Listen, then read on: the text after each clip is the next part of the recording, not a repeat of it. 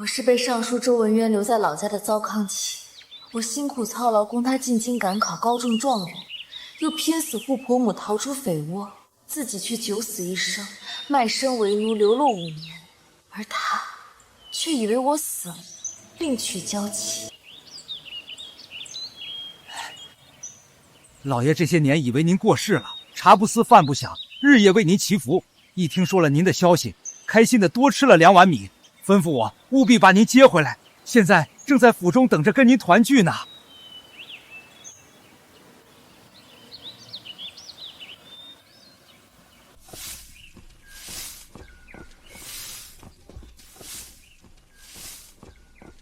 从土匪窝逃出来的女人，没有一个身子是干净的，她怎么有脸回来？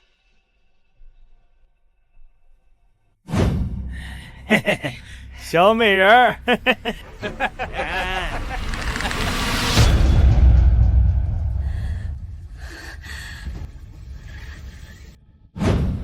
听说他还卖身做了贱奴，这种身份怎么配得上如今的老爷？老爷有情有义，听说他还活着，转头就把人接回来了。但依我看啊，他回来也是个摆设，肯定比不上苏姨娘。那当然，苏姨娘如今可是怀有我们周家的嫡子，当时事事要以苏姨娘为先。看来这何府上下不欢迎我，我还是走吧。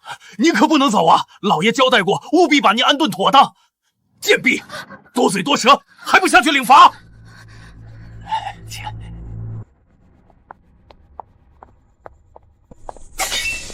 我不许他回来！为什么不能在府外给他随便安排个房子？我怀着你们周家的骨肉，我才是周家主母，我才不要跟他共侍一夫！我才不要跟他共侍一夫！曼娘，你为我操劳多年，我周文渊发誓，等我高中，我定接你进京，跟你共享荣华富贵。此生仅你一人，绝不负你。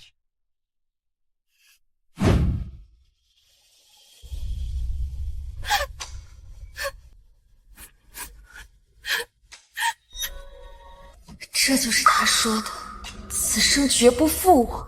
老爷说安抚好夫人，就来见你。夫人，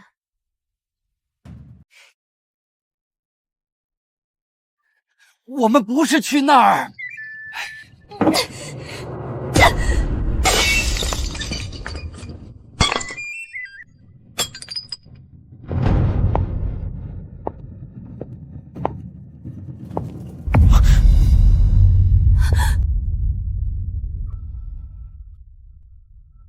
曼娘，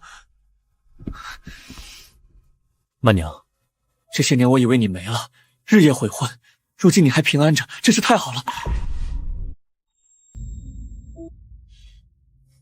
这5年在外，我做的都是服侍人的粗活，身上脏，手也粗，别弄脏了夫君的锦袍。怪我，我当年应该再多派人寻你才是。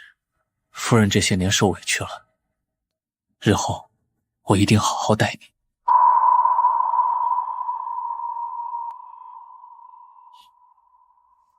文郎，周文渊还算有些良心，可是我的婆婆，当年我舍命救她逃出匪窝，如今她却忘了恩情，护着另一个儿媳。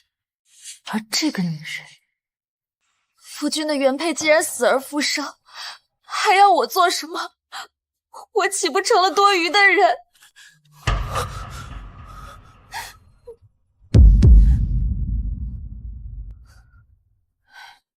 妙儿不哭，可不能动了胎气。沈氏，你流落在外5年，文渊和妙儿既然还允许你进门，已是恩典。妙儿身怀周家骨肉，以后你做小，她做大，凡事你都要让着妙儿，听明白了吗？让？我为什么要让着她？我要让她什么？让她分享本应属于我的荣华富贵，还是让她享受我拼死救出的婆母对她的偏爱？我流落在外，颠沛流离，过了5年苦日子，却一切只能靠自己。你流落在外，关妙儿什么事儿？又不是妙儿害你进得土匪窝。她她是按正室嫁进来的，现在你回来了，妙儿也委屈得很。她委屈，她在府里做当家主母，锦衣玉食，而我在外为奴为婢，我就不委屈是吗？我不是这个意思。娘，他怎么能这么跟您说话？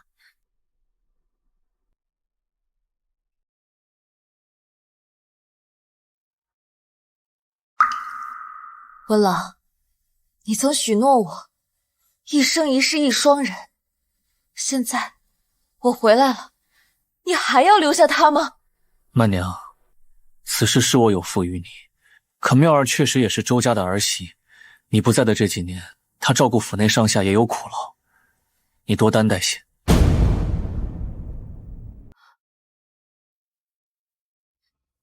他有苦劳。供你读书的那几年，家中连半两残银都凑不起，婆母身体不好，需供着汤药，我典当了嫁妆，日夜刺绣补贴家用，不敢休息分毫，借着月光刺绣，熬坏了自己的眼睛，却从未让夫君和婆母在吃穿用度上受过一点委屈。就连进京的盘缠，也是我洗了半年衣服攒下来的，那河水冰冷刺骨，我手上的冻疮好了又裂，裂了又好。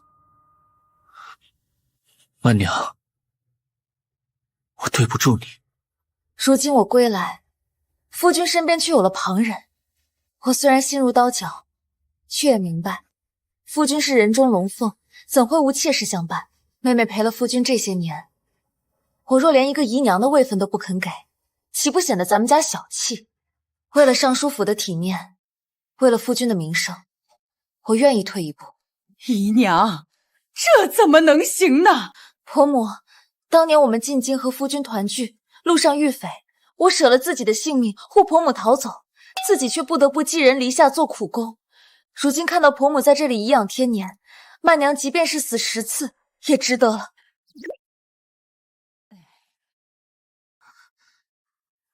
曼娘，是我们周家亏欠于你。夫君、婆母，我虽受尽苦楚归来，却是周家明媒正娶的妻子。如果搞错了身份位置，传出去，岂不是让人笑话夫君宠妾灭妻？这有损尚书府的名声。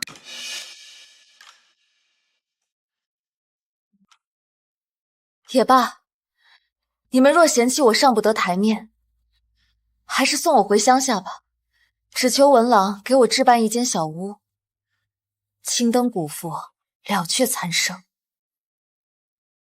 曼娘，我答应你，今后你做主母，妙儿做小。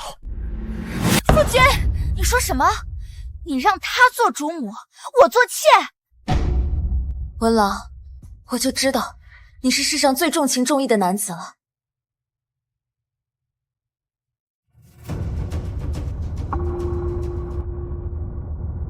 妙儿怀了咱们周家的骨肉，怎么能做姨娘啊？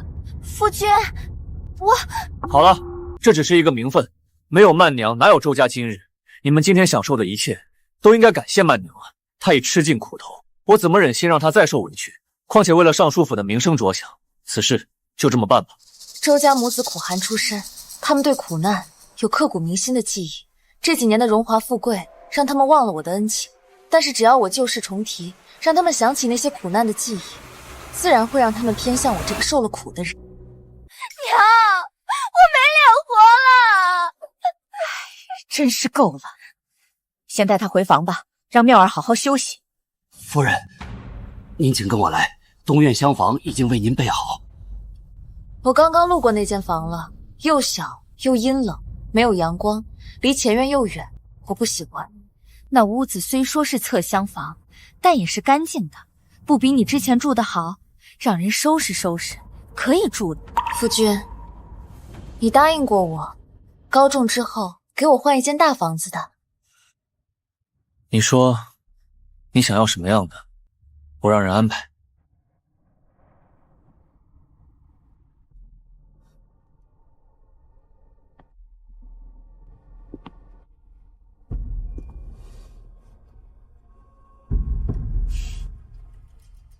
这件就不错。你说什么？沈曼娘，这是主屋，是妙儿的屋子。那我就住这间吧。你这是什么意思？这间屋子宽敞明亮，布置豪华，就连刚刚随手摔碎的花瓶都要100两一个吧。我很喜欢这里。已经让你做主母了，你还不行，还要抢妙儿的主屋。可是主母住主屋，姨娘搬去侧厢房，这不是天经地义的吗？曼娘，妙儿她已经住在这儿5年了，已经习惯这里了。妙儿有孕在身，需要好生调养，怎么能住那侧厢房？她不能住，我就能住。妹妹真是好命，跟着夫君一天苦都没吃过，不像我，连块立足之地都没有。今天看到这间漂亮的屋子，实在是控制不住的喜欢。夫君答应过我，让我住大房子，可现在只不过是一间主屋，倒成了曼娘的奢求了。只道是前人栽树，后人乘凉啊。曼娘，你别这么说，什么前人栽树后人乘凉，你供我高中状元，我有的一切都有你的。别的曼娘都不在乎，只是这间主屋离正厅近，方便文郎来看我。如果文郎见我一面要走很远，我会心疼的。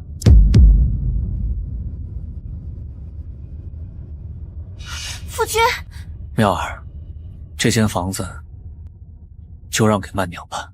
娘，夫君他竟如此对我啊！我的肚子好痛啊！妙儿，别生气，咱们周家的骨肉可不能有事儿。从今天起，后宅的管家权娘就交给你，你先暂住那间屋子，日后拿着钱再盖一间新的就是了。这钱库钥匙你拿着。如今姐姐才是当家主母，我怎么好意思拿？夫君，你说呢？如今我才是主母，自然应该担起职责来。今后管家的重任就交给我吧。妹妹有了身孕，也该安心养胎，不应再有丝毫的操劳。娘，这钥匙就交给我吧。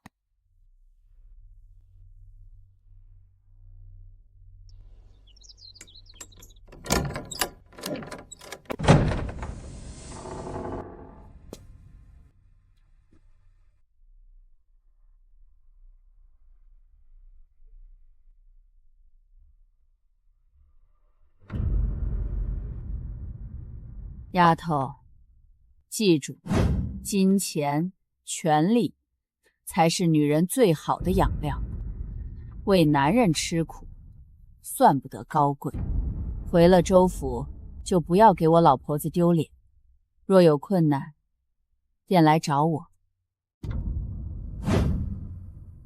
今日起，我只求荣华富贵，不求半分真情。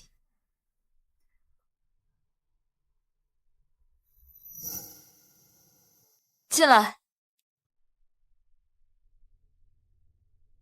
夫人，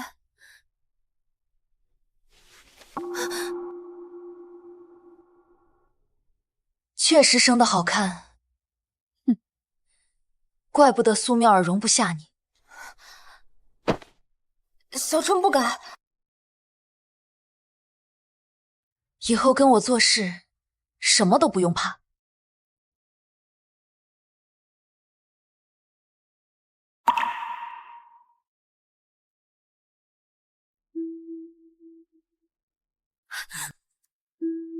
谢夫人再造之恩。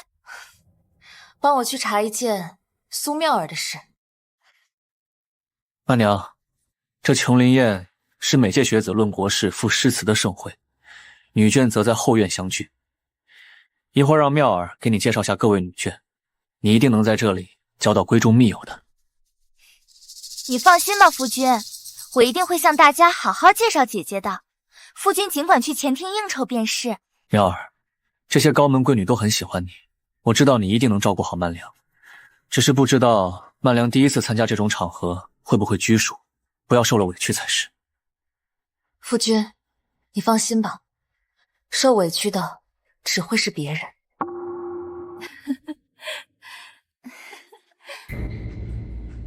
姐妹们，让我来介绍一下，这就是我夫君接回来的那个乡下的糟糠妻沈曼娘，一场琼林宴的花销，我刺绣20年都赚不来。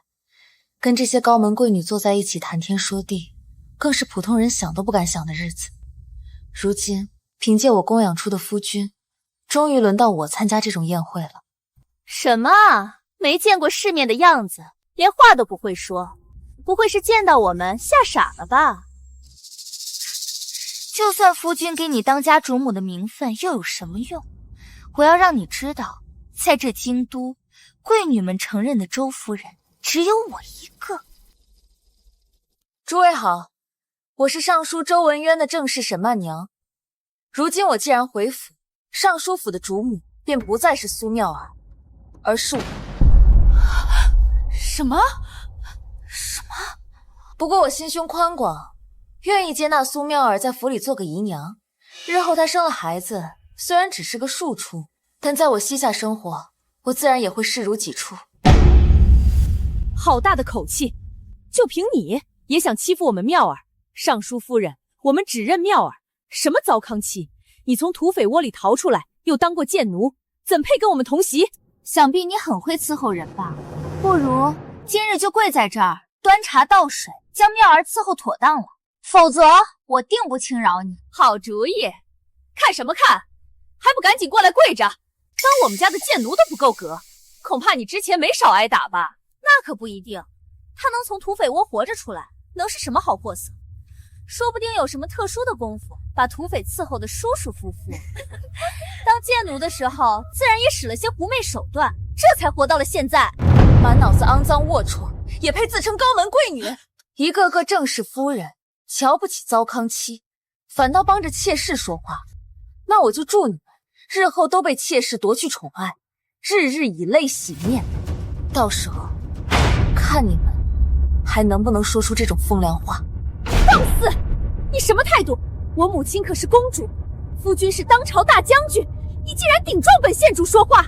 姐姐，你快跟县主服个软吧，要是得罪了他，整个京城都没有你的容身之地了。县主又如何？一口个夫君母亲，不过是狗仗人势罢了。你说什么？妙儿脾气好，我可不好惹。我最看不起你这种低贱的人了。今日我就要替妙儿好好教训教训你，叫你知道什么叫尊卑。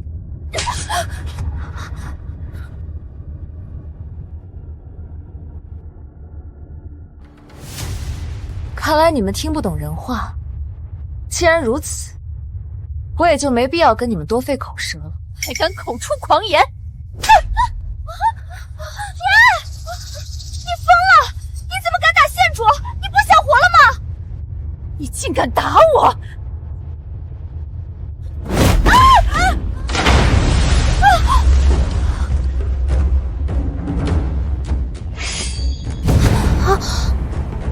你要干什么？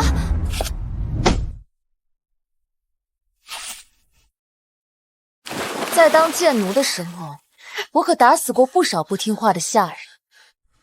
日后谁再口无遮拦，我这只手没轻没重的，还请诸位多担待。沈曼娘，你这个疯子！疯子？如果你走过我的日子，你才会真的成为疯子。苏妙儿，我的这条命都是我自己争来的，如果谁敢跟我争，我定不会善罢甘休。你听明白了吗？这琼林宴一直以来都是你们用各自夫君的银钱合力操办的吗？最普通不过的白茶，5个铜钱1两；糕点虽说盒子用的是檀木花梨，可实际上是城北的铺子里买来的，1盒10文。瓜果倒是上品，算你3两好吧。不知前院诸位大人们的用度还有多少猫腻？就这种配置，听说你们报了5000两花销。你们昧下的钱拿来做什么？放印子、贴补娘家，还是养念使？若是你们不想我闹到前厅，乖乖把逆下的银钱都交给我，我来牵头，保你们月月都有钱赚。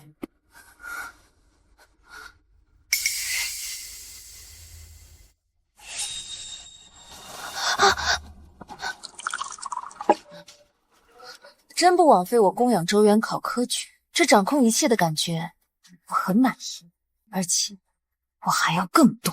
表哥，那个贱人不仅夺我主屋，还抢走了管家权。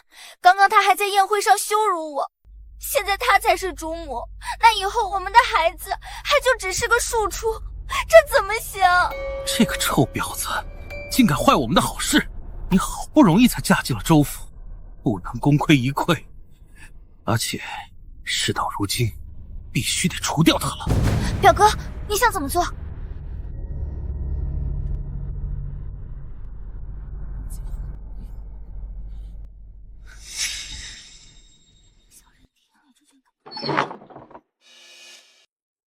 夫君，你来看我了。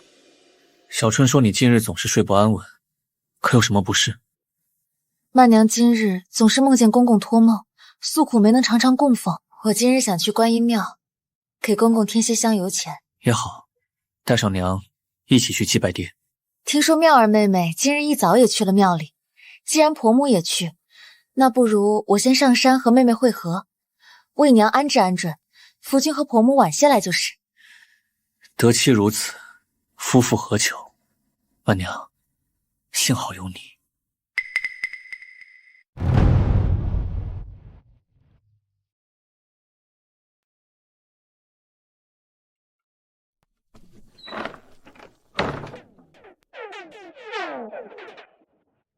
提前请好大夫，夫君一会儿恐怕会受不住打击，我可不想夫君出事。我还要他做我的青云梯，送我一步步向上爬。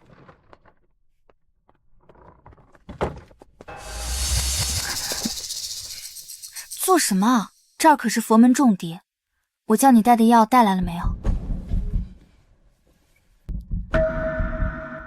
见血封喉，保准谁都查不出来。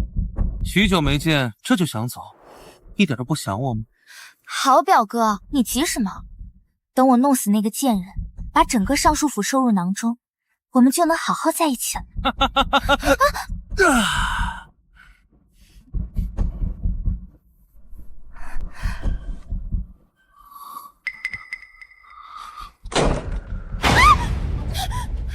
沈曼娘，你怎么在这儿？苏妙儿，你竟然偷情！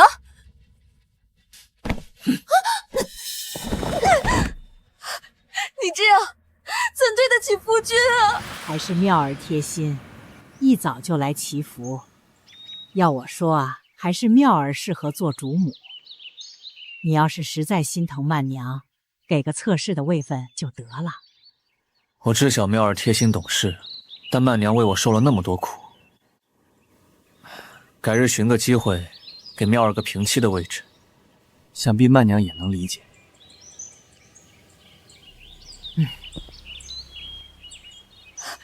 你这样怎对得起夫君啊？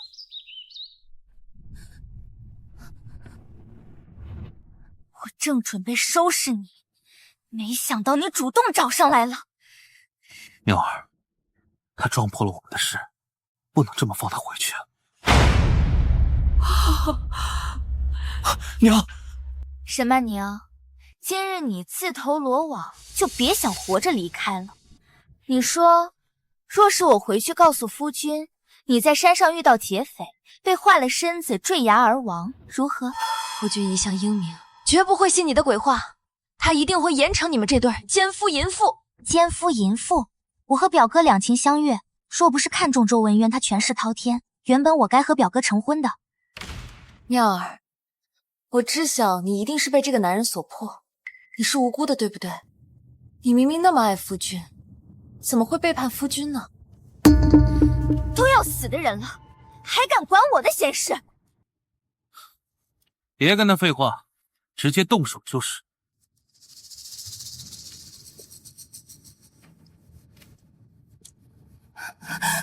沈曼娘，你终究赢不过我。该说这话的人是我，多谢妹妹这么配合。你什么意思？快说，你这话是什么意思？救命！救命！妹妹，不要杀我！不要杀我！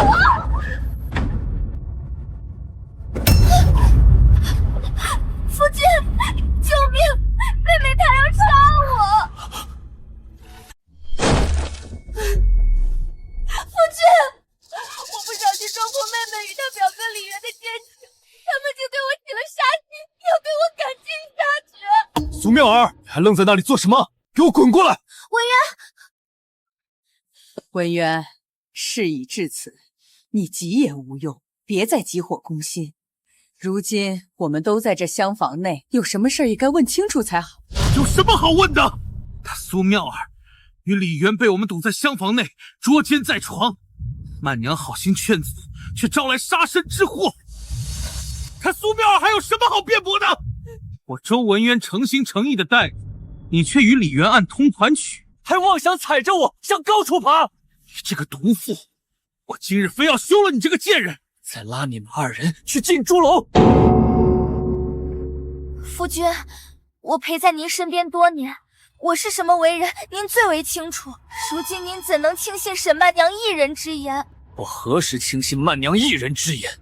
你与李渊衣衫不整的在这里苟且，我亲眼看到你二人如何偷奸，我要休你，你还有什么不服？妙儿当然不服，因为妙儿从未与表哥苟且，心中更是从始至终都只有夫君一人。今日夫君所见，皆是妙儿被他沈曼娘设计如此。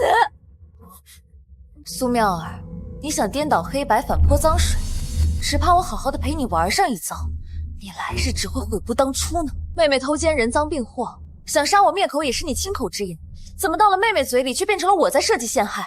难不成我一个妇人凭一己之力就能把你二人拖到榻上，还顺便扒了你们的衣服，让你们行苟且之事？夫君明鉴，我从未与他人行什么苟且之事。我与表哥会在寺庙的厢房中衣衫不整，是因为表哥新寻得一份包男胎的秘方，表哥只是在医方诊治。表妹深知周老姨只盼妹夫能取得贤良，为周家血脉能开枝散叶。为求此方，表妹操心劳碌，多番叮嘱。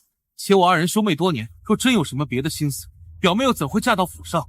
妙儿如此这般，都只是为了周家呀。妙儿的娘家确实行医世家，若他二人真是两情相悦，以李渊的家世，也无需让妙儿嫁入府中。这其中，或许真的只是误会。误会？那刚刚我亲耳听到的那些又是什么？是你亲口所言，说你和李渊两情相悦。若不是看中我周文英权势滔天，你原本是该和他李渊成婚的。苏妙儿，你还有什么好解释的？夫君，我与你相伴多年，你最了解我了，不是吗？我平日里是被骄纵坏了的，就是爱使些小性子，这你都是知道的呀。我不过是被沈曼娘气急了，才故意说些反话来给她听。但在大是大非之前，我什么时候出过岔子？妹妹这话是从何说来？我何时气过妹妹？能让妹妹不惜拿自己清白来说那些气话？夫君，你好好想想，当年的你虽高中状元，但你性子过于刚正不阿，在朝堂上被人百般针对，几近架空。我可是在你最落魄的时候就跟了你的，怎会贪图你什么东西？我若真是什么看重权才之人，我何不找一个贪官污吏嫁过去？我们苏家虽算不上豪门大户，但也不至于没有良缘可选。我愿意在你最落魄的时候跟着你，就是看中了你这个人和待人的这份真心。最落魄，他周文渊最落魄的时候，可是连饭都吃不起，衣服都要打补丁。苏妙儿不过为了长远之计，陪他吃了片刻的苦，就能让周文渊愧疚至此。夫君只听到我与表哥说的那些气话，便来找我问罪。但夫君可知道这个沈曼娘在宴会上是如何待我？她抢了我主母的位置，又夺了管家的大权，就连我的住处她都要尽数占据，我怎能不气？但你身为人妇，本就不该有嫉妒之心。即便你与曼娘真的有所不合，也不该……我不该，我一个人当然不该。可妙儿的所作所为，不过是为了腹中孩儿能有所倚仗。夫君，臣今在失而复得之喜中，但我不能不管我的孩儿。孩儿是娘没用，娘不能为你争来主母之位。如今这些苦心还被你父亲百般猜疑，都是娘的错。你不该投生到我腹中。我是有错，我认。我不该为了公公的遗愿去私下寻什么秘方，只为了能让周家生下男胎。若夫君非要治我与他人通奸之罪，那妙儿自愿带着腹中孩儿去进猪笼，以证我与表哥之间的清白。曼娘，妙儿已经解释过了刚刚的那些事，我也是当娘亲的，知道为人母、为人妻，总会为孩儿、为家中多些担心。你看，苏妙儿几句搬弄是非就能让他们倒戈，我还真是没看错他们。比起得到他们的信任，把实权握在手中才最要紧。婆母教训的是我以小人之心度君子之腹了。先前我还妄自揣测妹妹以举办宴会之名向府上多报拨款是为了贪赃，如今看来，妹妹竟是为腹中胎儿未雨绸缪，才将那几百两就能办下来的宴会向上报了足足5000两的价钱。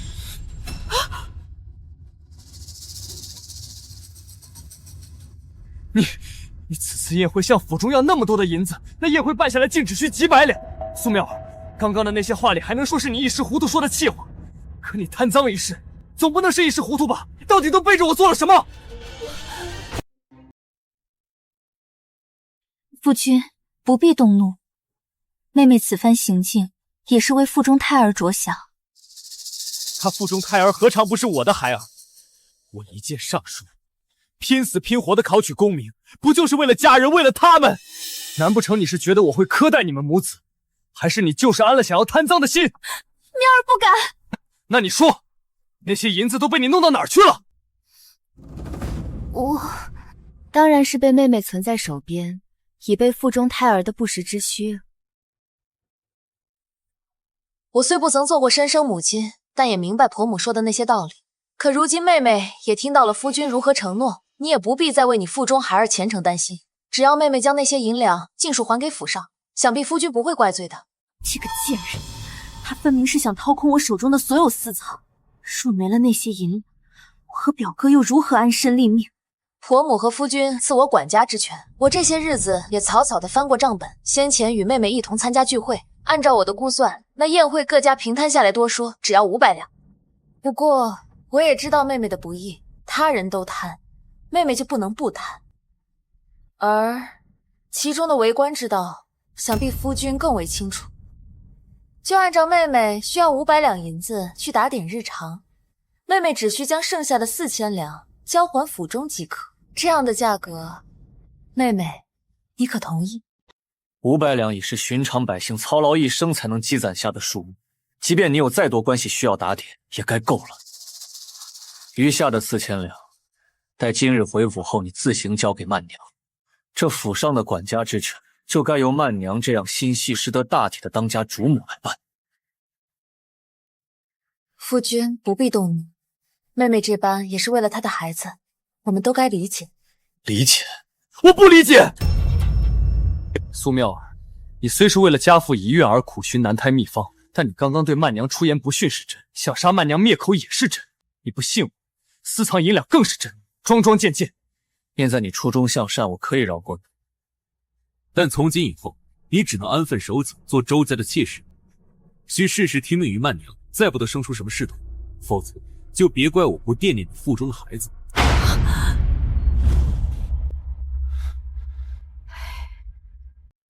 我已备好了祭拜的贡品，夫君不妨先与婆母去殿上拜见大师吧。妹妹保难胎的秘药想必还没上完，我就先留在这里，免得再闹出什么误会。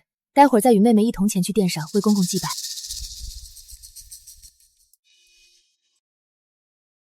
曼娘，你辛苦了。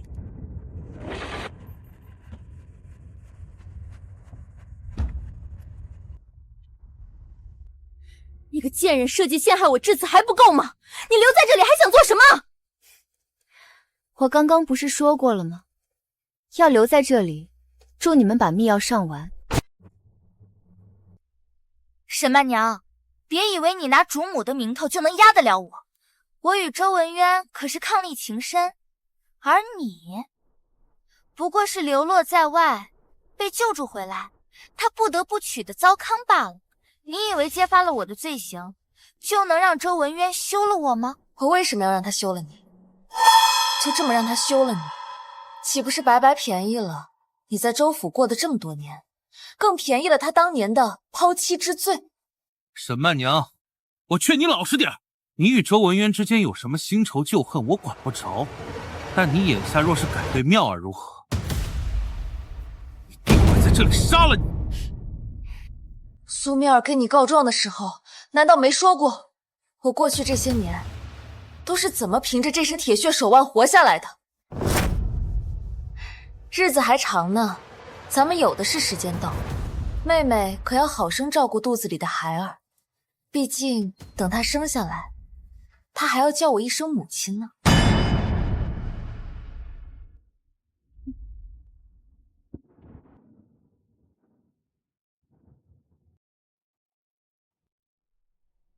妙儿，这个沈曼娘欺人太甚，如今她掌控着州府的管家权，又逼你吐出贪得那些银子，我们何不一起离开，双宿双飞？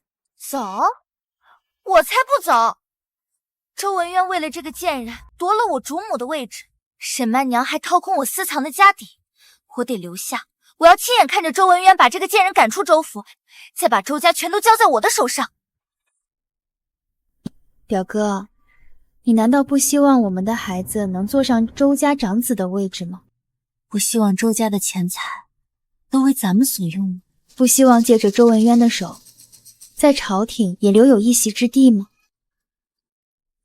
表哥精通药理，总该加以利用。你说，如果在神佛殿前闹出事来，他们会不会觉得是公公在天之灵，不许沈曼娘回府？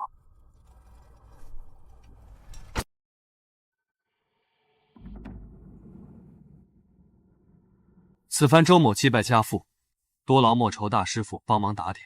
待今日祭拜结束后，州府会再供奉佛灯千盏，以表谢意。尚书大人心怀慈念，周老在天有灵，定会保佑后嗣枝繁叶茂。多谢莫愁大师许我一同进入殿内。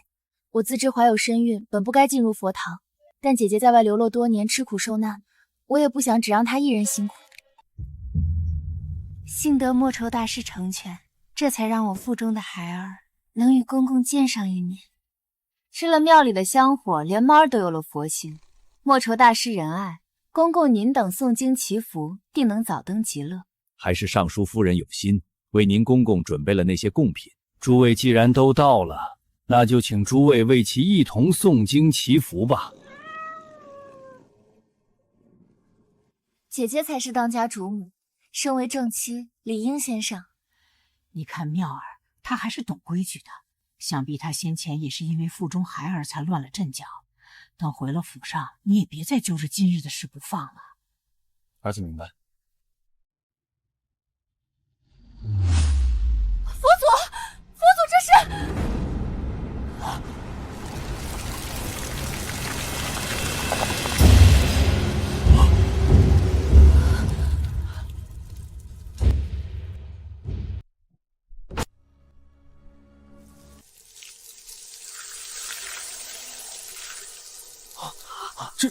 这是怎么回事？莫愁大师，速去查看贡品、香炉、灯油，可有秽物或不洁之物？是。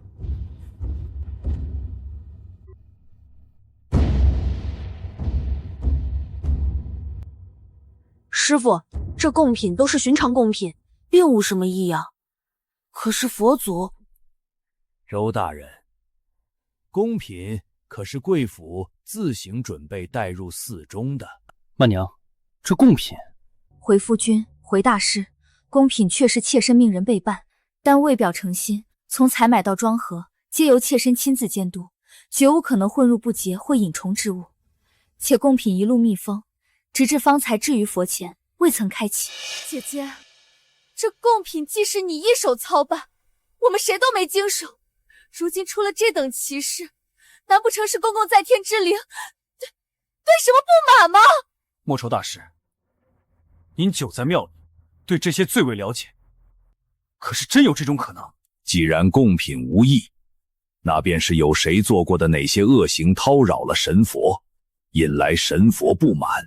可刚刚婆母与夫君上香时都无异常，偏偏在姐姐上香时出了这样的差错，难道是公公不认姐姐这个儿媳？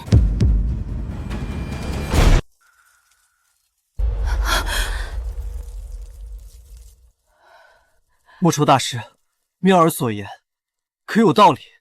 家父在世时对佛法也多有敬仰，断不会无故显灵。这异象难道真是冲着曼娘来的？方丈，曼娘她这些年一直在外，或许是有些规矩不懂，无心冒犯，可他一片孝心，为夫君打舔一切，又何来不被公公接纳之理？佛门之地，神佛慈悲，佛像显崇义，来警示世人。这个中缘由，还要问你们才是。既然大师已这样说了，那今日异象定是公公在天有灵，再借神佛之名给予警示，不知夫君是如何想的？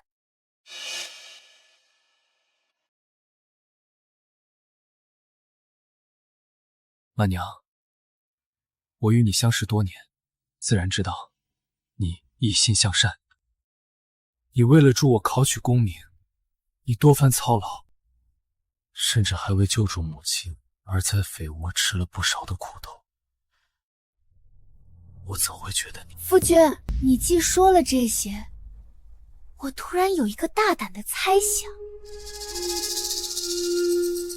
算了，我还是不说了。这话说出来，即便是真的，也像是我在其中挑拨离间。而且这件事归根结底也怪不了姐姐。都这个时候了，你但说无妨，即便有错，我又不会怪你。我的意思是，会不会正是因为姐姐曾在匪窝吃苦受难，所以公公才……姐姐，神佛面前不说谎话，你在匪窝那么久，可还干净？当然，能从匪窝逃出来的人，哪有一个是干净？姐姐，妙儿不是故意提及您的伤心事的。世人皆知那匪窝不是好去处，他们向来作恶多端，而且若是姐姐真在那里被污了身子，公公也该体谅的。好了，不要说了。姐姐，如今庙内显现异象，神佛面前不打诳言，这事儿咱们还是说清楚为好，以免真的冒犯了神佛，坏了周家的气运。够了！曼娘，我知道你有你的不义，若不是为了助我考取功名，为了护我娘周全，你又怎会沦落到匪窝去吃苦受难？不论过去发生了什么，夫君不必说这些。今日我们既当着满殿神佛的面，曼娘也该把这些话说清楚，以免日后再生什么事端。当年我为护婆母周全，只身被困匪窝，那些匪徒对我皆是虎视眈眈，为求自保，我只能动手杀了那些匪徒，一把匕首葬了他们3条人命。那些匪徒作恶多端，我杀人一为自保，二为替天行道。在那之后，他们见我不是善类，只能将我贱卖为奴，这才让我护得自身周全。依莫愁大师来看，我此番行径是否会引得神佛震怒？尚书夫人此行虽触犯杀生戒律，但因果轮回，恶有恶报，定不会引来神佛不满。父亲生前便嫉恶如仇，在世时也常教导我为官要惩恶扬善。我定是被这异象冲昏了头脑，怎么会觉得这是父亲在天之灵在针对曼娘呢？若不是曼娘，我周文渊哪里会有今天？如今在神佛面前，曼娘这番话也定能平息所有流言。曼娘，我今日便向你起誓，日后若再有人拿你过去的事做文章，我定不轻饶。曼娘无谓流言，夫君信我就足够了。不过今日这异象实属蹊跷，既然不是冲我来的，那便是冲别人来的。不如就让妹妹来给公公上炷香，看看是否还有其他异象。想拿什么狗屁的清白来泼我脏水，但苏妙儿却不成想，周文渊他们母子最不愿提及的就是此事。单凭愧疚，他们母子2人就没脸将我赶出府中。我不过是借坡下驴，就能让他们对我的愧疚更深一层。这些雕虫小技，我当贱奴的那些年，早在深宅大院里看过了太多次。既拿我过去的事做文章，我便让他也尝尝孤立无援、举目无亲、生不如死的滋味。不知道苏妙儿在搬起石头的那一刻，可曾想过这石头也会砸向自己的脚呢？姐姐，你这是何意？这异象如今已经展现，妙儿再上前拜香，岂不是多此一举？况且我怀有身孕，本就不该过多惊扰佛门清净。妹妹何必推诿？我已向大师坦陈一切，大师也言明，我杀匪自保，替天行道，并无冒犯神佛之举。但如今佛像有异状，乃是事实。我们总该查清这到底是怎么回事。妙儿，你就不要再推脱了。你怀着身孕来庙里，为的不就是给公公上香吗？别怕，神佛自会明鉴，你公公也会盼着你好的。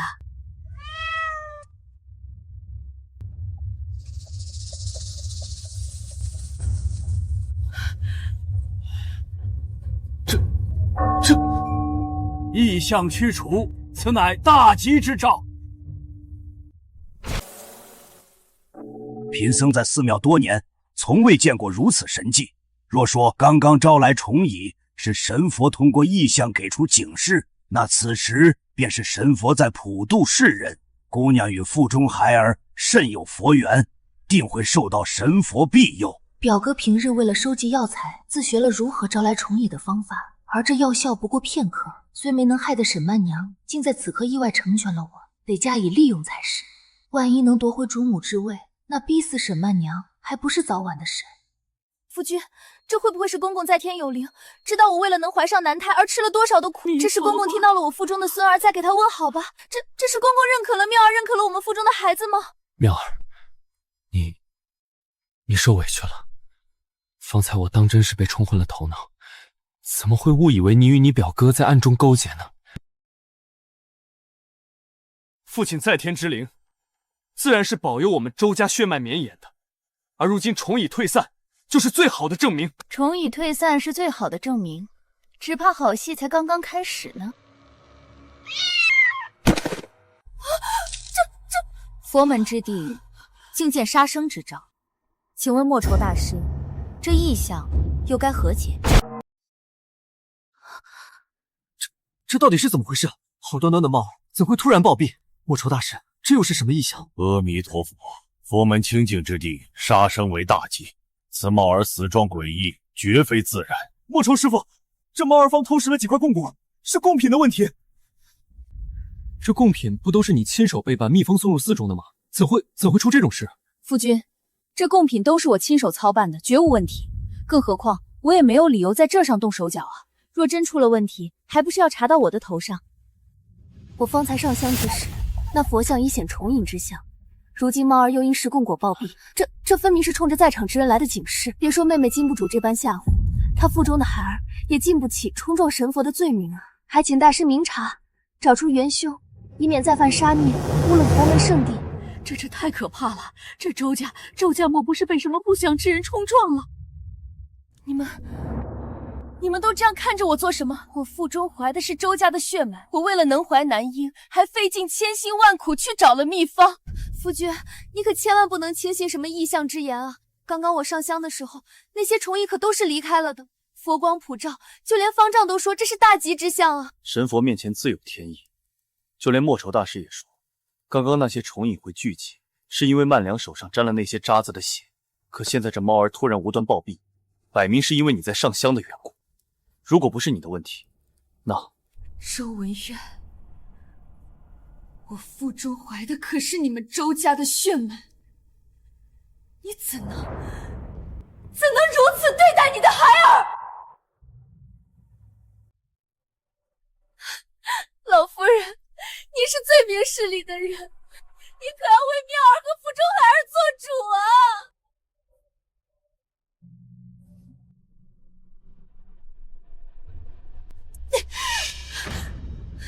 沈曼娘，是你，分明是你嫉妒我在周家享福，又比你先有了身孕，所以你才刻意设计陷害于我。妹妹，这是什么话？在你上香之前，那虫蚁的异上可都是言之凿凿的说我冲撞了神佛。我不过是按照妹妹的方式提出怀疑，怎么怀疑变成我在刻意设计陷害呢？众位不必慌乱，当务之急是查明猫儿暴毙的真正原因，以及贡品是否受污。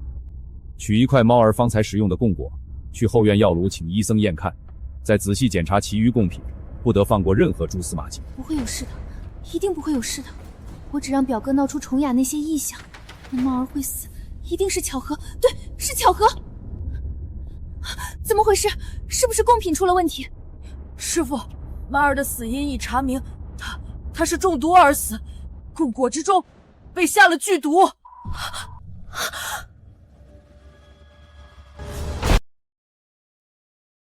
沈曼娘，是你，就是你准备的贡品出了问题。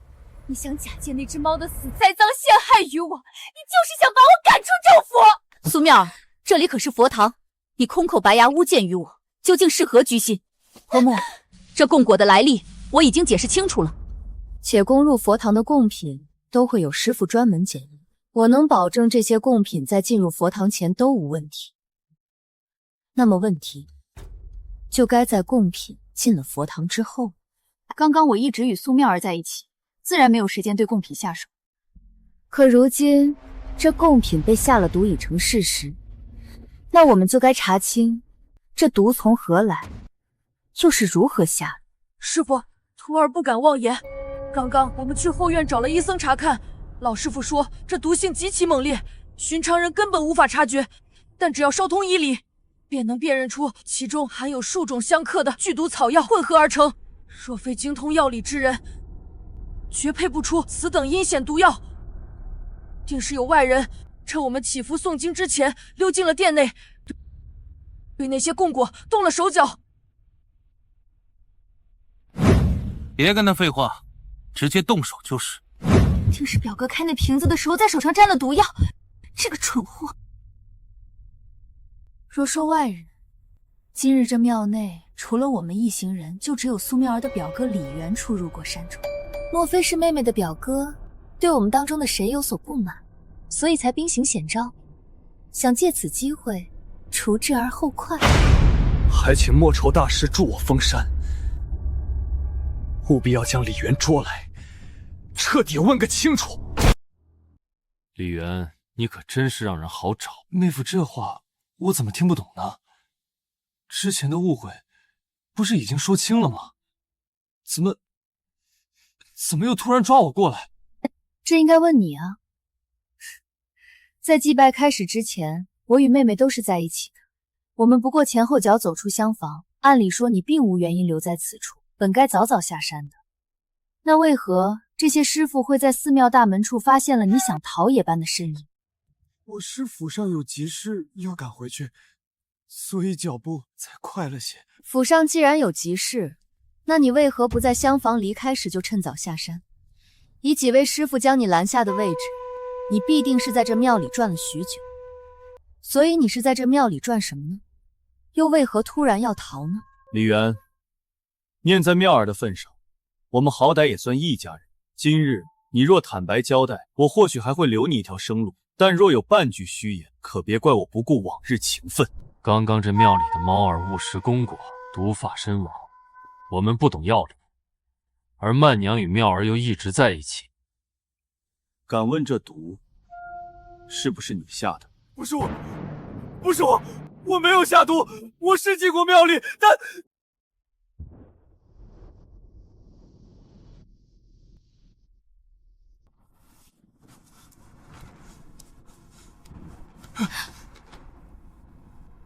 表妹，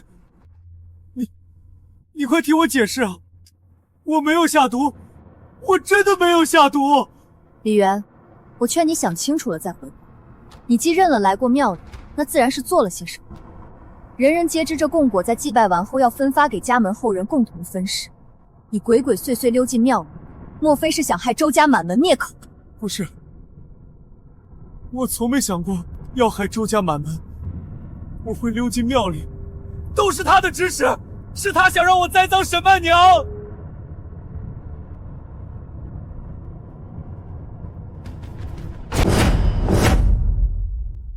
苏妙儿，你到底都在背后筹谋了些什么？勾结李元，私下弄什么秘方也就算了，为何又要让他在贡品里下毒，栽赃曼娘？你究竟是何居心？夫君，妙儿冤枉了。妙儿从来都没指使过李元对贡品下毒，那分明是他自己惹出的祸端。妹妹，你如此惊慌失措，又急于推卸责任，究竟是何道理？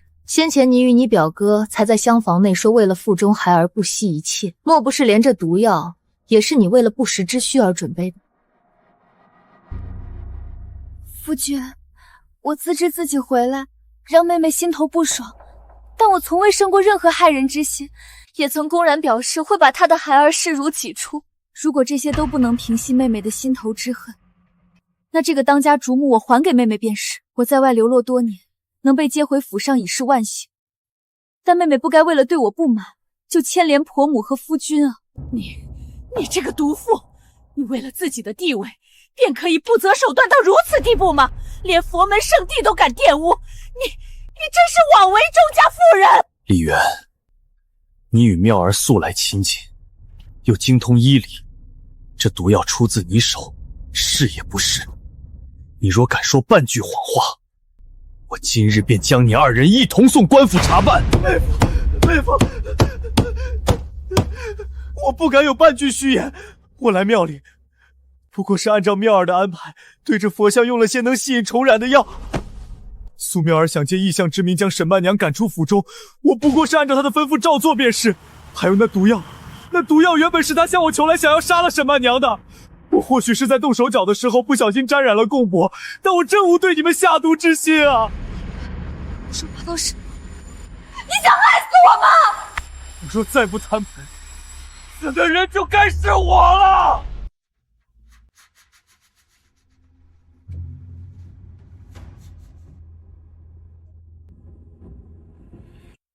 还真是好一出狗咬狗啊！也难为他们到了这个时候了，还能记得那腹中孩儿究竟是谁的，这事是不能说的。妹夫，我当着满殿神佛的面，不敢有半句虚言。找来重乙的把戏我认，但这下毒的罪名，我不认。苏妙儿，你心肠歹毒，为了诬陷曼娘，无所不用其极。你可知道，若不是因为曼娘，我不过是一个群苦书生，何为今日风光？你不懂感恩也就罢了，怎能如此蛇蝎心肠，想要害曼娘的性命？夫君，你怎能这样看我？我不过是太怕了，我有什么错？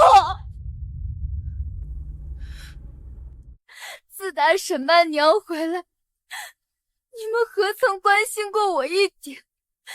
她为了你们，为了周家吃了苦不假，但我又何尝不是一心为了周家？都这个时候了，你还敢狡辩？无论如何，你都不该对曼娘动了杀心。我周家也断断不能留下你这样的毒妇。夫君，苗儿知错了，苗儿真的知错了，苗儿只是一时糊涂，被沈曼娘逼急了。求夫君看在妙儿腹中孩儿的份上，饶过妙儿这一回吧。孩儿是无辜的，她不能没有父亲，不能没有母亲啊！姐姐，我只是一时糊涂，所以才做了坏事。您大人有大量，求您帮我跟夫君说说情，我以后都听你的，都听你们的。夫君息怒，妹妹或许只是一时糊涂，实在无需至此。若夫君信我，不如将此事交由我来处置。原来能掌控生杀大权是这样的感觉。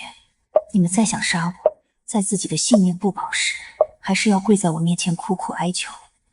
如果我真的让周文渊杀了他们，恐怕是对他们最大的奖赏。比起给他们一个痛快，我更想让苏妙儿体会孤立无援的无助，也更需要靠着苏妙儿腹中的胎儿在周家站稳脚跟。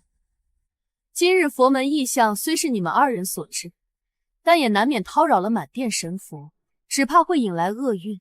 若任由这等不祥之兆缠绕周家，恐真会坏了周家气运。以我所言，妹妹虽犯下大错，可腹中孩儿确实无辜。若将妹妹送官，这胎儿恐怕难以保全，更会牵连周家蒙羞。眼下妹妹又是真心悔过，不如便在佛前由妹妹亲口断绝与这李元表哥的一切往来，从此与娘家切割，以示悔改，再将他所私藏的银两尽数交出，全当赔罪。从此安心待产，再不得过问府中之事。如此既能平息神佛怒，也全了夫君对骨肉的慈悲。这个贱人，挑拨了我与表哥的关系不说，还想让我跟娘家断绝关联。没了娘家做靠山，周文渊如今又不姓王，我在周府又该如何立足？曼娘说的有理，文渊，这法子好，既保全了周家的颜面，又惩戒了那毒妇，还全了你对孩子的慈悲。曼娘思虑周全，此法甚好。苏妙儿，你可听清楚了，今日之祸，我便念在孩儿份上，给你一个机会。但从今往后，你必须与李元断绝一切往来，此生不得再见。至于你娘家，也休想再从周家捞取半点好处。你所贪墨的银两，今日回府后立刻交于曼娘。从此，你便在自己的院子里安心待产，不得再踏出半步，更不得干预府中任何事务。你可同意？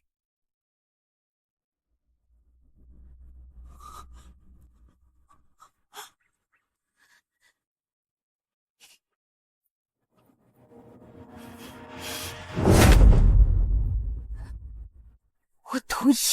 既然如此，那李元与周家便再无瓜葛。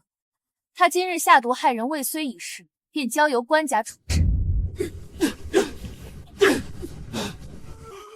苏妙儿，你不能不管我了！冤有头债有主，尚书大人温柔并济，想必也能平息神佛之怒了。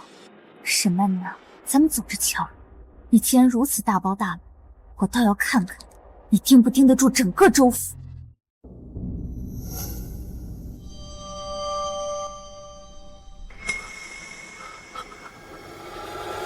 两位师傅，我是周家妾室，我娘念在我与这李元是表亲，临行前让我进去说几句话，送他一程。阿弥陀佛，女施主请快些，过一会儿衙役就要来提人了。妙儿，你来了！我要被送去官府了，他们会怎么对我？会不会杀头？你还问我，你在佛堂上供出我的时候想过我没有？你说那些话让周文渊怎么看我，老夫人怎么看我，我差点被当场休了。妙儿，我没办法啊，那毒药是我碰过的，猫儿死在我前，我能怎么办？我要不说是你让我做的，他们还不得当场打死我？妙儿，我不想死，我还没看到我们的孩儿，我真的不想死。你就知道怕死，你怕死就不怕我死了吗？沈曼娘那个贱人会放过我？我以后在周家怎么活？不会的，你有孩子，老夫人不会把你怎么样。妙儿，你能不能求求老夫人，让她救我？我不要去官府，我去了就回不来了。老夫人已经恼了我，要不是这会他们忙着送亲，我哪来的机会送你？你知不知道，就因为你供出我，她差点连我都不认了。那我完了，彻底完了。他们会打我，会夹我的腿，会把我关在黑牢里，都是沈曼娘，都是她害的，她设局害我们。既然我李元真的要死，那我何不拉沈曼娘垫背？表哥，你想做什么？妙儿，你听我说，我李元可以死，他不能白死。沈曼娘害得我们走到这一步，我死也要拉她垫背。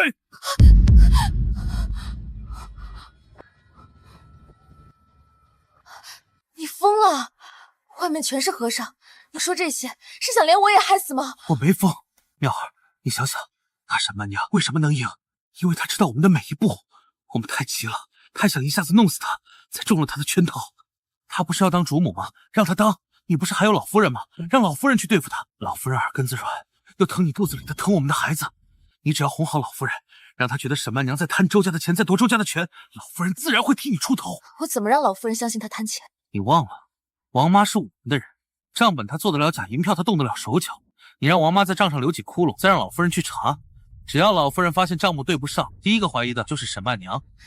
可是那4000两银子的事已经闹大了，老夫人还会信我？你听我说，你现在不要跟她争主母的位置，你争不过，你要做的是让老夫人觉得沈曼娘贪得无厌，独揽大权，不把你和周家血脉放在眼里。你回去以后，天天去给老夫人请安，端茶倒水，捶腿揉肩，表现得比丫鬟还殷切。老夫人年纪大了，最吃这一套。你再时不时哭几句，说你担心沈曼娘容不下孩子，说你怕孩子出生后没有体面，老夫人一定会心软。可是表哥，你怎么办？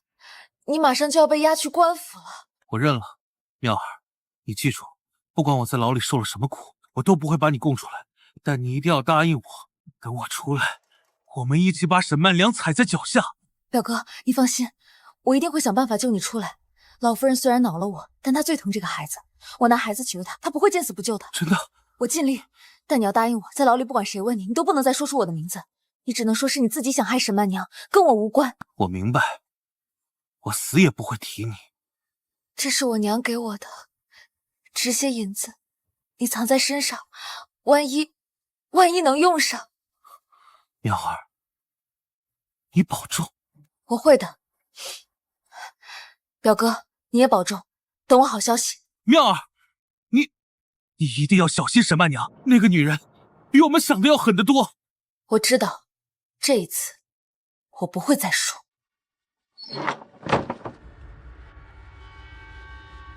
沈曼娘，你等着，我不会让你就这么轻易夺走一切。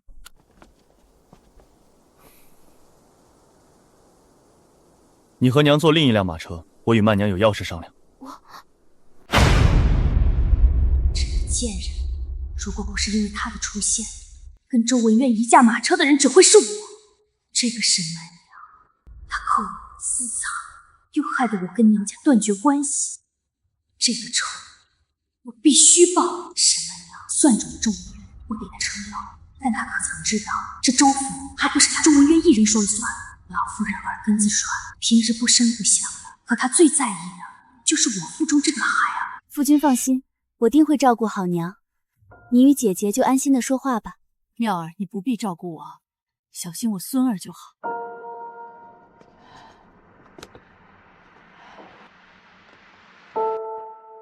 苏妙儿这次被我反将一军，必定心怀记恨。可她千不该万不该，最不该把希望寄托在婆母身上。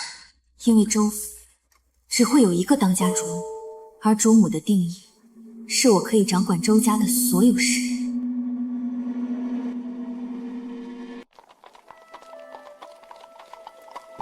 曼娘，你今天受委屈了。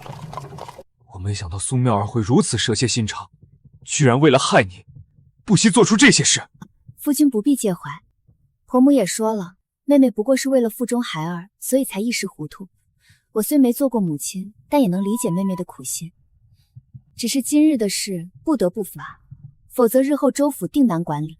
你今日的处置，我认为十分妥当。没想到你不仅能将家中大事打理得井井有条，还能以君子之心原谅苏妙儿。曼娘，你放心，有今日之事，我相信妙儿不会再生什么事端。如今你才是周府的当家主母，若苏妙儿真的不识好歹，你大可随意处置，我定不阻拦。夫君这话严重了，想必妙儿妹妹有了今日的教训，以后也不会再有什么歪心思。如今她已经与娘家断了来往，只有周府能护她周全，她又怎会知恩不报呢？我就说，这当家主母就该由你来当。如今看来，我当初的决定没错。现在家中的财库钥匙也在你的手上，以后就辛苦你多费心，打点府上的吃穿用度。财库的钥匙在我手上，可府上的账本又不归我管。这个周文渊还真是当差当久了，开始学会给人设防了。夫君，你既说到财库的钥匙，我也有一事想与你商议。但说无妨，只要是合理的要求，我都会答应你。我想请夫君将周府的账本也一同交予我来打理。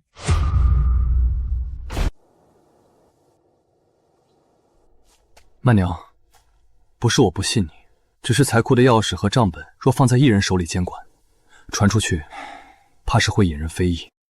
夫君，这道理曼娘明白，可我向你要账本，也是不得已而为之。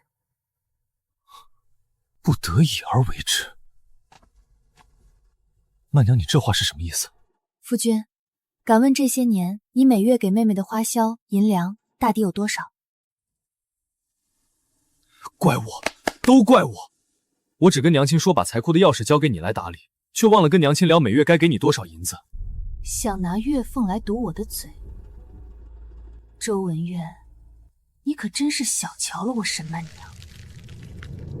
你欠我的那些，又何尝是区区月俸能还得清的？夫君，我提此事不是为了自己能拿多少钱，夫君不如想想看，光是宴会一事，苏妙儿就贪赃了大几千两。这宴会从打苏妙儿入府之后，共办过多少次？他是从何时开始运作的？且不说他上报的银钱数是否合理合规，这其中有无人来监督，又是谁来放权，在暗中对其协助？即便苏妙儿如何接近娘家，总不会把娘家的人安排在州府，那这其中就必然有鬼。你是想从管账的人开始查起？没错，所以我才需要账本。而且苏妙儿还回来的那4000两，也断断不能回到府上。往小了说，这4000两突然进账，会引来府上众人怀疑，人多口杂，难免会以讹传讹，把事情闹出去。而往大了说，这话会传成什么样？出了州府又会传到什么人的耳朵里？夫君可曾想过？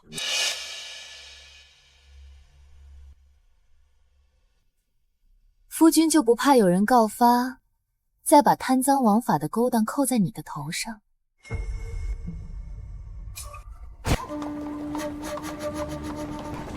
娘，妙儿真的知道错了。如今妙儿已经被扣了私藏，也跟婆家断了来往。妙儿和府中的孩儿唯一能指望的就只有娘了。妙儿啊，你真是糊涂啊！且不说你腹中的孩儿就能保你在周家荣华富贵，你何苦要为了那些未雨绸缪而贪赃呢？娘，我真的只做过那一次，我会把那4000两银子全都交出来的。我已经知道错了，也相信夫君会爱护我与孩儿。可是，娘，你也是女人，你应该知道自己心爱的男人被他人抢走，被迫做小的滋味。我今日说这些不为别的，只是希望娘不要误会我。妙儿从嫁进州府的那一刻起，就从来就没有过别的心思啊。我明白，都明白。可如今毕竟是你有错在先，又是曼娘在做这个当家主母。你虽然被逼做小，但有我，有你肚子里的孩子，曼娘不会给你委屈受的。妙儿不怕委屈，妙儿只要您这句话就够了。等回了府上，我就把那些私藏全都拿出来，交给姐姐。从今以后，有娘护着我绝不会再做这种傻事了。姐姐或许不懂，但我知道娘一定能明白。女人一旦肚子里有了孩子，这辈子这条命就不归自己了。娘，只要你不再惦记当家主母的位置，保证以后不再做错事，那4000两银子，娘出给你。娘，妙儿何德何能，让您这般为我着想？您将自己钱拿出来，这样妙儿如何能够心安？况且那4000两银子本就是妙儿的过失，如今让娘替妙儿弥补，妙儿实是无颜接受。傻孩子，说什么傻话？你如今怀着周家的骨肉，万事都当以肚子里的孩子为重。如今你才与娘家断了来往，正是无依无靠的时候，娘会派人打点关系，起码让你那表哥留个性命。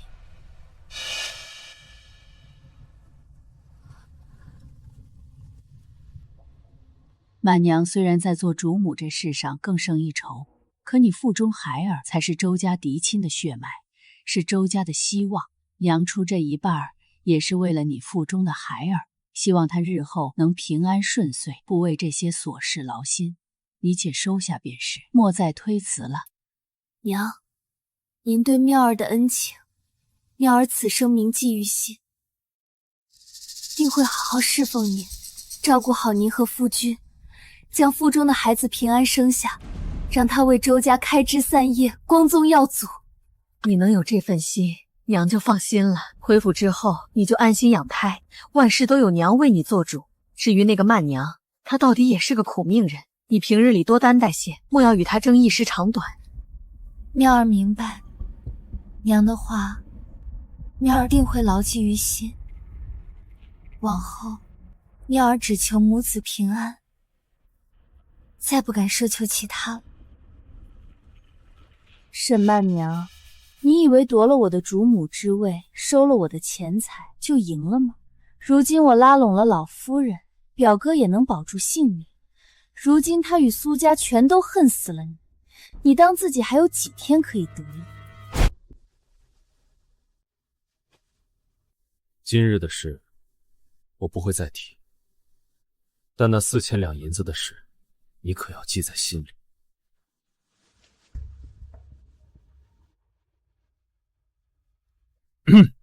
我明日要启程去临城一趟，3日之后才能回来。这几天家中的大事小情，就全交由曼娘处理。那夫君早些休息，我叫下人去帮您收拾行囊，再将婆母送回房中。今日舟车劳顿，想必娘也累了。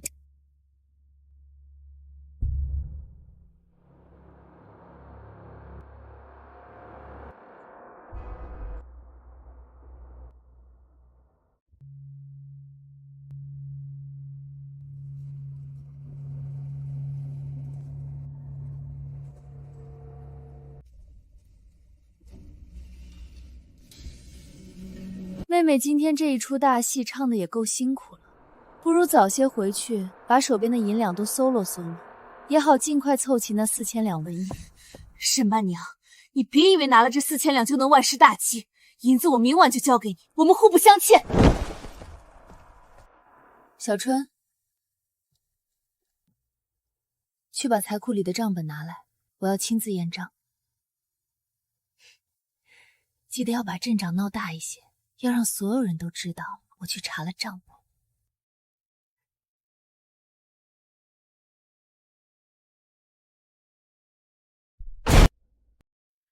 夫人，您近日去庙里舟车劳顿的，怎么大晚上的把老身给叫来了？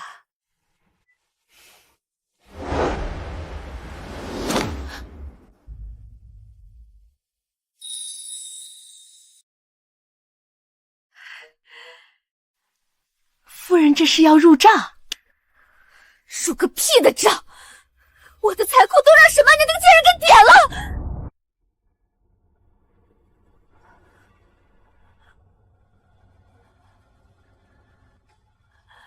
怎么可能？我们的账做的天衣无缝，怎么突然就被沈曼娘给察觉了？还不是之前带她去宴会的事，我哪里能想到他连县主都不曾放在眼里，竟敢当众戳穿大伙贪赃的事。不过他已经答应了那些贵女和县主，不会把这件事闹大。他点了我的财库，无非是想在周家立威。若不是他，我还真不知道老夫人会愿意为了我腹中的孩儿而花这么大的价钱。夫人说的是，您腹中可是周家的嫡子，那沈氏不过是个从乡下回来的糟糠，如何能与夫人相提并论？他也配当什么当家主母？他配，他当然配了。他既然愿意管，那我们就让他管个彻底。等到他这个当家主母出了什么差池，不用夫君开口，自然会有人不服。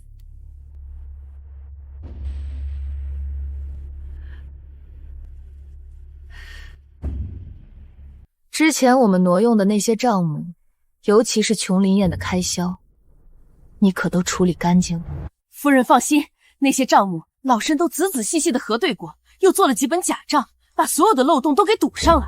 沈氏那个乡下婆娘，就算她有天大的本事，也绝对查不出半点猫腻。无论如何，务必把所有我们经手过的账目，尤其是与李元表哥往来过的那些，全都给我藏得密不透风。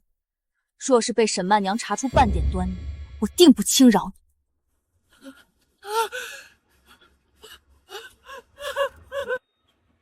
老身肝脑涂地，也绝不让夫人受半点委屈。沈曼娘，你以为我苏妙儿是任人宰割的羔羊吗？这4000两，你既然敢克，那我就要让你10倍100倍的还回来。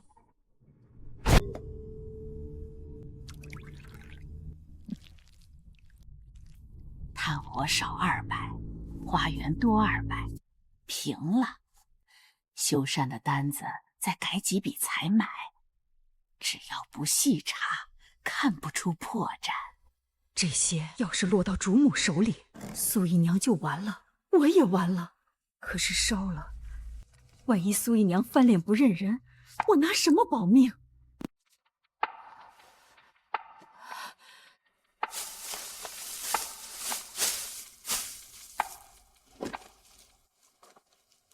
新来的主母也真是的，大晚上的查什么账？王妈今晚怕是要忙到后半夜喽。管他呢，只要别克扣我们的油水就行。不然那主母还不如交给苏姨娘当呢。小声点，别让人听见。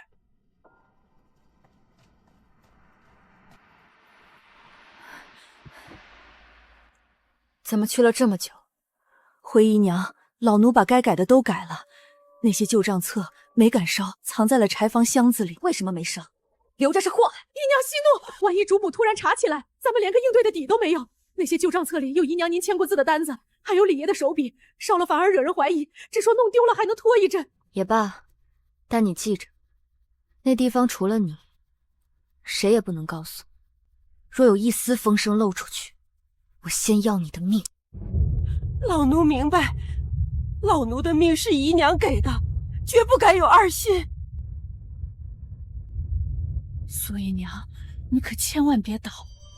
你要是倒了，老奴这一家子也就全完了。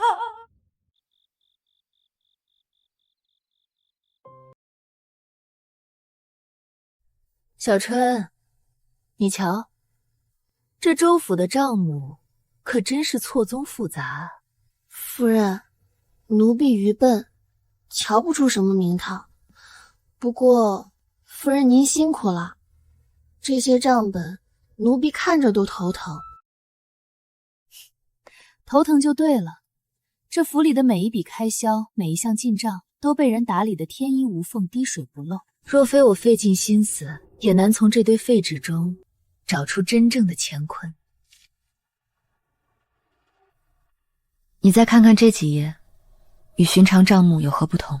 夫人，奴婢瞧着似乎没有什么不同啊，都是些寻常的采买、布料、炭火钱。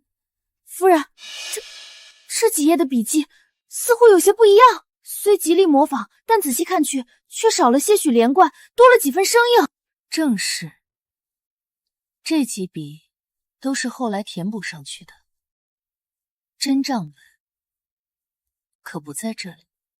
单说琼林宴的开销，他上报5000两，实际花费不足500，这中间的差额可不是一笔小数目。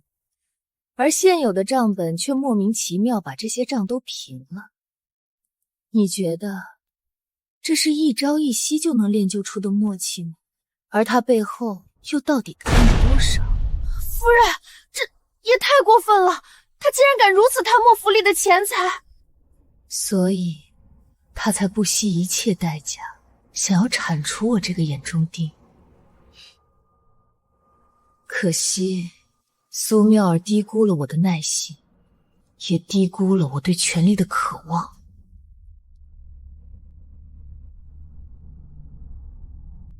小春，今夜好好睡上一觉吧。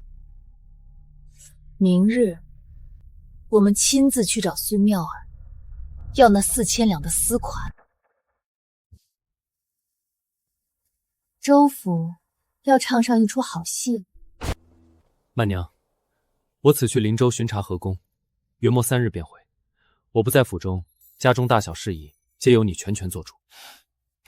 夫君放心，曼娘定将府中打理妥当，恭候夫君归来。妙儿呢？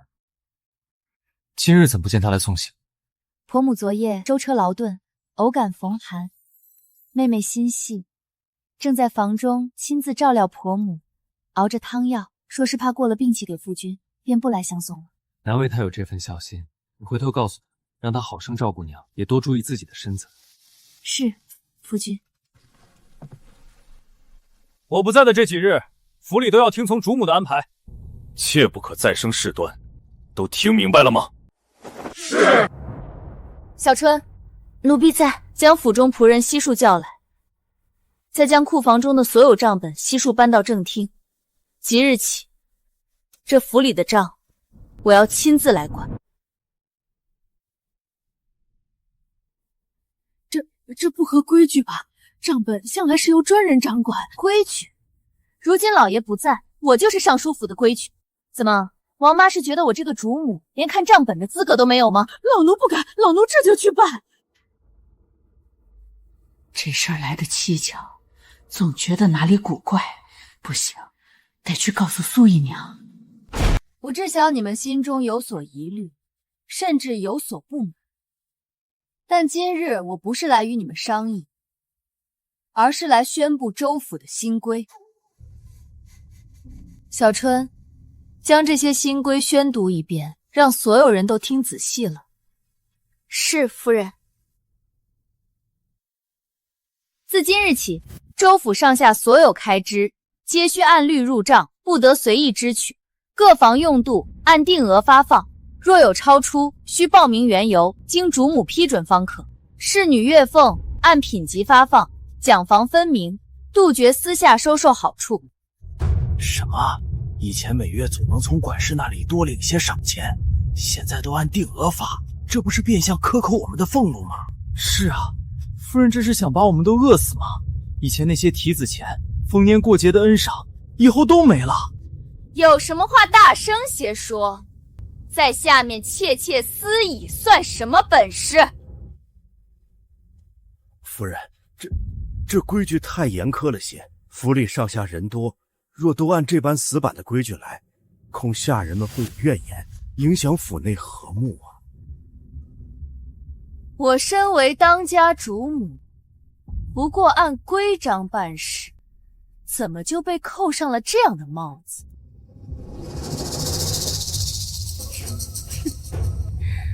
还是说，以我这样的新规，会耽误了你们在暗中大捞油水？我身为当家主母，只知道州府的钱财是用来维持府邸正常运转，而非养一群好吃懒做的蛀虫。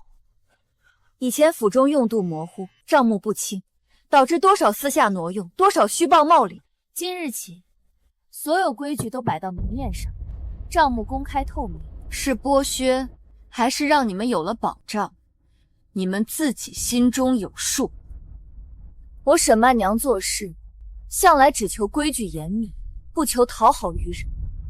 谁若觉得这份规矩太委屈，大可自行去管家那里消了急，另谋高就。州府不缺手脚勤快、一心办事的下人。姐姐这是怎么了？好大的火气啊！见过苏姨娘，见过苏姨娘。姐姐，夫君才刚离府，您就如此雷厉风行，将府内规矩改到天翻地覆，大家怕是有些措手不及呢。姐妹们，我知道你们心中不痛快，但姐姐毕竟是夫君明媒正娶的正室夫人，如今她回府，自当担起这主母的责任。夫君临行前也说了，一切都听姐姐的安排。哦，那以妹妹看来，是觉得我这新规做对了？当然，姐姐是什么人啊？哪里会有做错的事？姐姐如此魄力，妙儿自愧不如。以前府里上下都是妙儿这种妇道人家，凡事总想着和和气气，却难免有些不成体统。如今姐姐来了，自然要拨乱反正，重新立规矩。妙儿作为妾室，自当遵从姐姐的教诲。苏妙儿，你倒是聪明，想以退为进，拉拢这些下人。妙儿妹妹深明大义，本就是州府之福。既然妹妹也赞同我的做法，那今日起，府内所有开招进项，包括各房用度，皆由小春统一发放与记录。所有管事每日午时需将今日各项支出申报至账房，由我亲自核对。至于妹妹房中的用度，既然妹妹如今身份不同，我也自当按主母之例，每月固定拨付。多谢姐姐体恤，妙儿自当谨遵姐姐吩咐。你们也别在这里愣着了，我还有要事与姐姐相商。新规不是都听到了吗？再敢偷懒，小心姐姐扣你们的月钱。王妈留下。妹妹说有要事相朝，却把管账的王妈留下，不知所谓何事。当然是妙儿已经凑齐了那4000两银票，今日特来交给姐姐入账的。沈曼娘，你以为你抓住了权柄，我偏要捧着你，让你站得更高。你克扣用度，得罪的是全府的下人，你掌管账本，就必须处理我这4000两银子。我倒要看看这笔烫手的脏钱，你要如何入账。姐姐这是何意？没什么意思，只是觉得王妈身为州府掌管账本的人，对着突如其来的4000两银，好像毫不惊讶。回夫人的话，老奴是才听说您说以后要亲自掌管账目，所以才没敢多嘴的。要是放在之前，这些钱款出入总要细细查明。知道，那些账本做得不错，账目清晰。我猜妙儿妹妹会把你留下，无非是想多个清白的人来见证此事。正是如此，姐姐说的没错。这是妹妹前些时日错拿的4000两纹银，如今夫君有令，姐姐又执掌家中大权，妹妹理当物归原主，还请姐姐清点查收。妹妹有心了，知错能改，善莫大焉。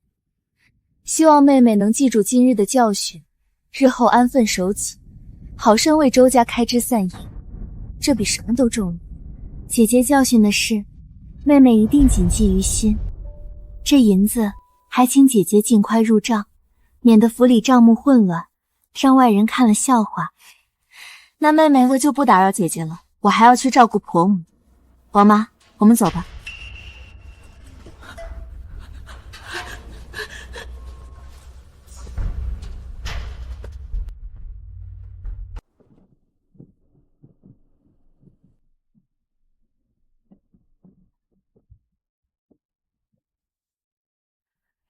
夫人，您今天这是唱的哪一出啊？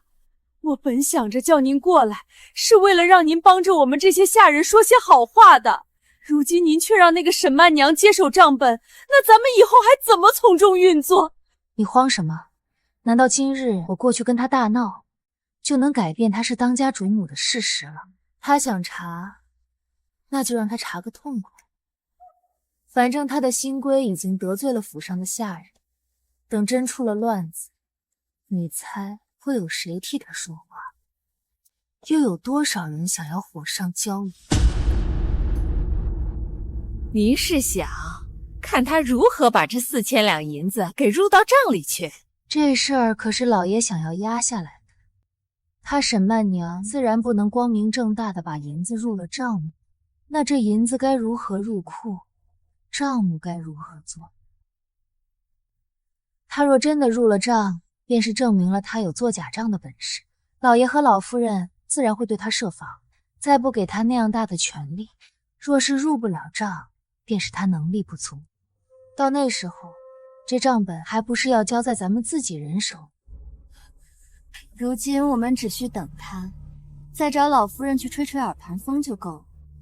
你说等老爷回来的时候，看到沈曼娘搞砸了所有的事，这个当家主母，她还坐得稳吗？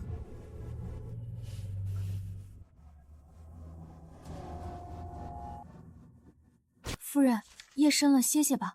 您都看了一天了。果然，这些都是假账。全都是假账？怎么会？苏妙儿在州府这些年，早已将府里的一切当做了她这只老鼠的免费米仓。王妈就是她的心腹。这些账本做得天衣无缝，每一笔都对得上，但每一笔都是假的。那我们怎么办？找不到真账本，我们根本奈何不了他啊！找不到那就不找了啊，我们又不需要急。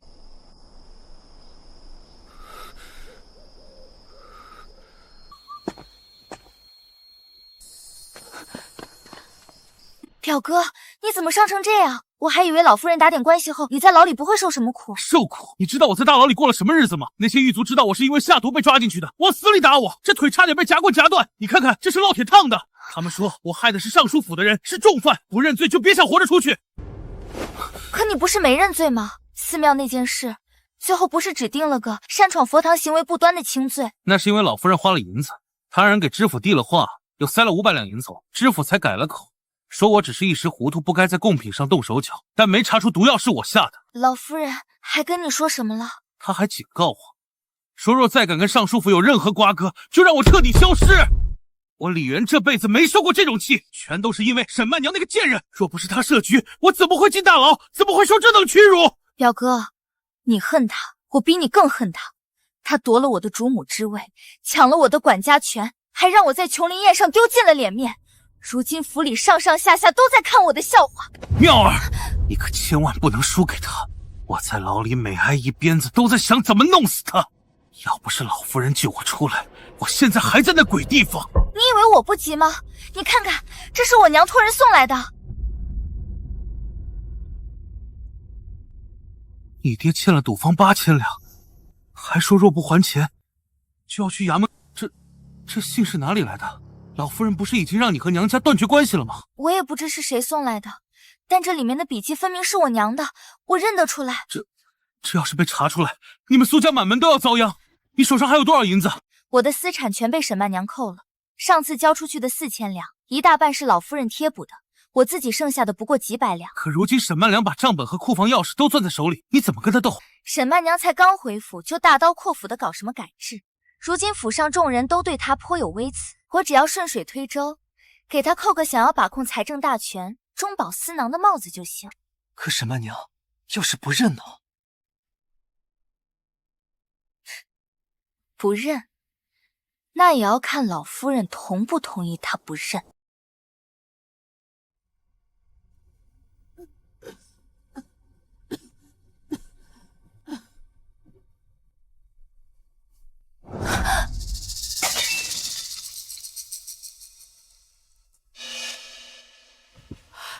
哎呦，小心你肚子里孩儿！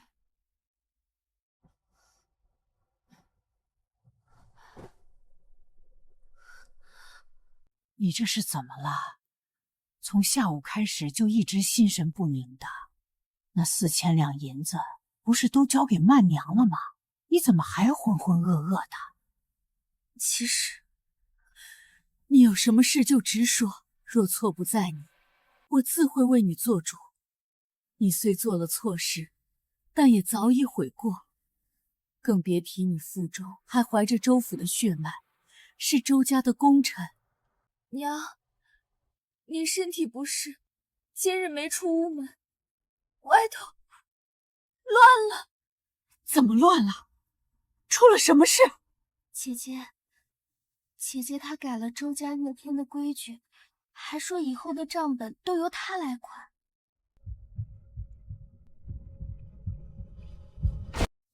妙儿，我不是都跟你说过了吗？曼娘她毕竟是周府的主母，又是吃过苦头的人，她有她的不容易，你何必非要揪着她一人不放？娘，妙儿不敢，之前的事妙儿已经知道错了，所以对姐姐一直毕恭毕敬的，不敢再冒犯。可姐姐今日之举，已经让周府上下陷入恐慌，大伙儿给周家办事，如今心怀不满，只怕是以后要出乱子的。我也是当过主母的人，知道曼娘此举必然有她的道理。你一个娘子都能贪没那么多银两，那些下人手脚又怎会干净？妙儿知错，所以妙儿很支持姐姐来做这个主母。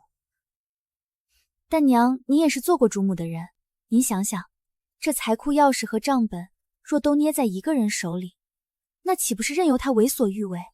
如今夫君出门不过3天，他就大刀阔斧地改了规矩。等日后夫君总要外出，那这府里上下谁还能管得住他？姐姐从前吃了那么多苦，如今一下子得了权，我只是担心她。娘，您比我更了解姐姐的为人，您说姐姐会不会监守自盗啊？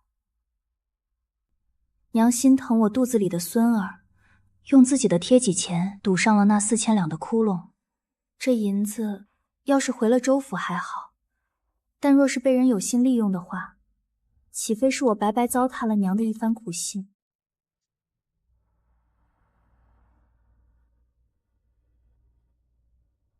妙儿，你今日把那4000两还回去的时候，可有人证？有。姐姐身边的小春和原本负责管账的王妈皆是见证。好，你悄悄派人去把账本拿来，我倒要看看他这4000两银子是怎么入得账的。是。这是主母的房间，进门连声通报都没有，规矩都学到狗肚子里去了。奴婢实在着急，这才来不及通报。夫人，是老夫人传您过去，说是有要事相询，待我整理好就过去。老夫人让您这就过去，奴婢实在不敢耽搁，毕竟如今做不好差事，可真是连饭都要吃不起的。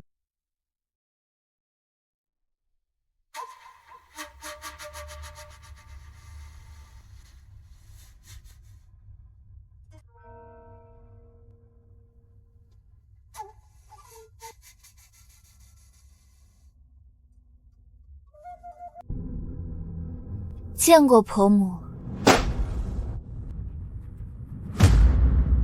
沈曼娘，你好大的胆子！婆母息怒，不知曼娘所犯何事，惹您发这么大的火，还敢狡辩！我问你，妙儿昨日交给你的那4000两银子，如今在何处？什么4000两银子？怎么还闹到老夫人把我们都叫过来了？定是夫人改规矩的事也闹到了老夫人那里，老夫人要一同处置呢。老夫人的脾气可是出了名的好，能让她亲自出面，定是夫人惹了什么大祸。婆母可要小心身体，别为不值当的事动怒。不值当？那在你眼里什么才叫值当？财库的钥匙，当家主母的位置，还是你做了假的账本？娘，您别问了，姐姐她或许只是暂时忘了入账。忘了？我昨夜亲自查了账本，别说4000两，就连1文钱的进项都没有。沈曼娘，我知道我儿对不住你，也知道你对我有救命之恩，但就事论事，这也不是你贪赃的由头。你才刚拿管家权，就敢如此明目张胆的私吞公款，你把我们周家当成什么了？你的钱袋子吗？4000两？什么4000两？妹妹，我昨日何时收过你的银子？沈曼娘，你竟然敢耍无赖！昨日在正厅，当着王妈和小春的面，我亲手将4000两银票交给你，你现在竟敢不认账！王妈，小春，你们昨日可曾看见苏姨娘给了我什么银票？奴婢不知。王妈，妹妹既说你也在场，那请问，你可曾看到苏妙儿给我什么银票？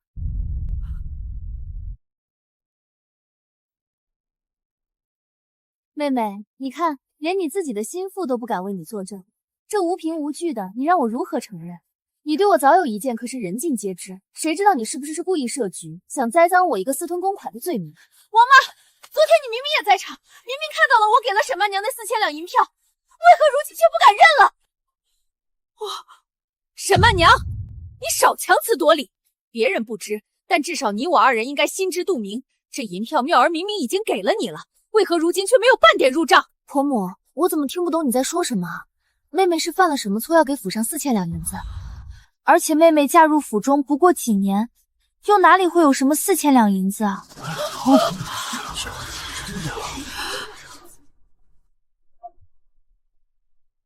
夫君临行前将整个尚书府托付于我，自当殚精竭虑，不敢有丝毫懈怠。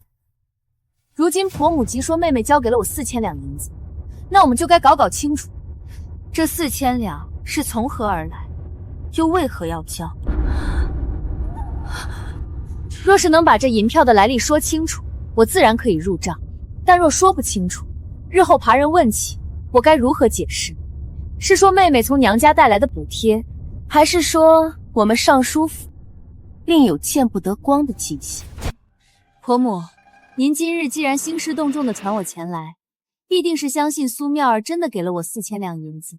可您也是做过主母的人，府中月令您应该比我清楚。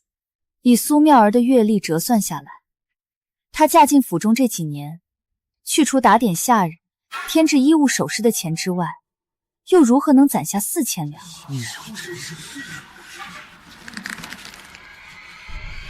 我可真是老糊涂了。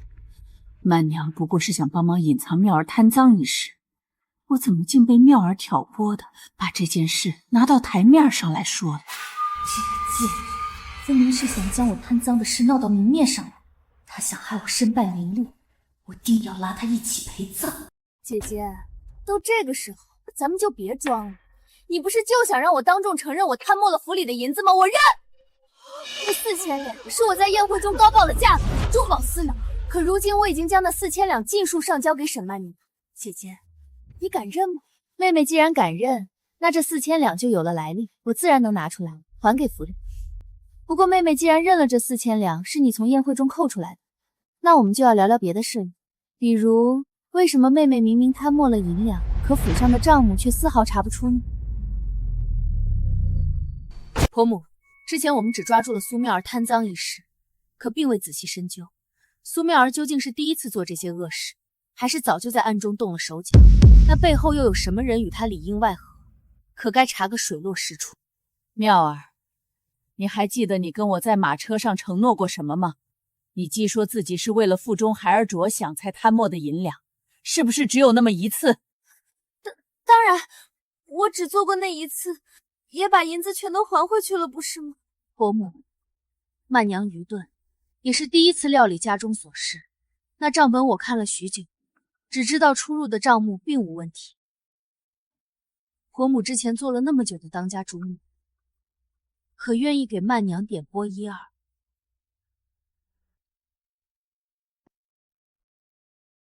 曼娘说的有理，王妈，你把账本拿来，我要亲自查对。娘，你这是不信妙儿吗？我信不信你，查过便知。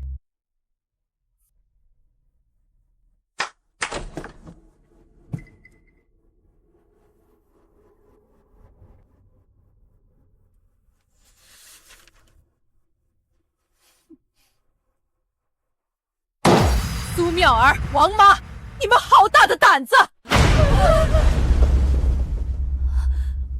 苏妙儿，我真心实意的待你，心疼你腹中的孩子，我掏出自己毕生积蓄来贴补你的窟窿，你却在背后贪没了这么多银两。娘，妙儿没有啊。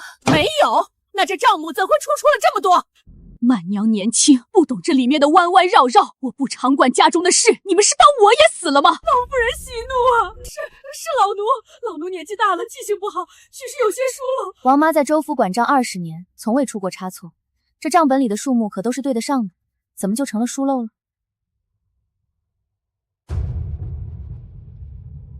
分明是我们周家的采买不太聪明。比如去年腊月，府上采买炭火，报账300两。可普通的市价，那批炭火最多不过100两。再比如去年3月，府上修缮花园，报账800两。可我查过，修花园的工匠是苏面儿的表哥李元缴来的，实际花费不过300两。那剩下的500两进了谁的药房？还有去年6月，妹妹说要给婆母做寿，置办寿礼报账1000两。可那寿礼我在城东的铺子里见过，不过值200两，剩下的800两又去了哪里？好啊！你们竟敢如此欺我！去把真正的账本和暗中与你们勾结的所有人全都交出来，就别怪我替我儿给你们动用家法。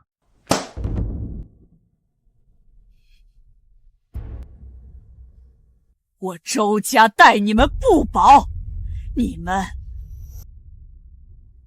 竟敢贪没周家的钱财！老夫人饶命！老夫人饶命！都是苏姨娘指使老奴做的，老奴也是被逼无奈啊！我们采买都是按照苏姨娘的指示办的，谁敢不从，就会被赶出府中。我们只是想留在州府混口饭吃啊！老夫人明察，苏姨娘每次贪墨都假模假样的给我们1两银子封口，实则是拉拢我们一同下水，但大腿全都在她的兜里。你胡说什么？我何时指使过你们？苏姨娘，事到如今，你就别瞒了。那些银子一半进了您的私库，一半送去了李家。你表哥每次来府上都要从账上支走银子，老奴都是按您的吩咐办的。苏妙儿，你亏我还托人留了李元的命，你怀着周家骨肉竟做这种恶事！娘，你别听王妈胡说，她是泼我脏水，我对周家绝无二心，是她嫉妒我有周家血脉，故意陷害我。妹妹怎能如此诬陷我？婆母，事到今日，我也不想再瞒了。前几日我们去庙里为公公祭祀时，苏妙儿为了陷害我，不惜要在庙里杀了我。她之所以会伪造异象，试图让你们误以为我是不祥之人，就是因为那些毒药没能灌进我的嘴里。所以你们怎么还想要杀人？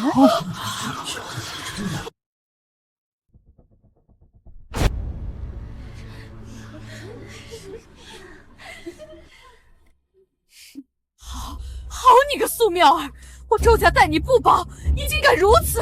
你对得起文渊吗？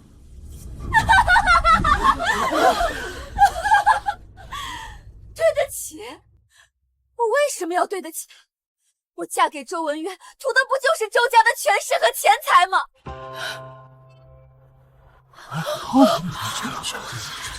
这话您和周文渊不是都在寺庙的厢房外听过了吗？还装什么精灵？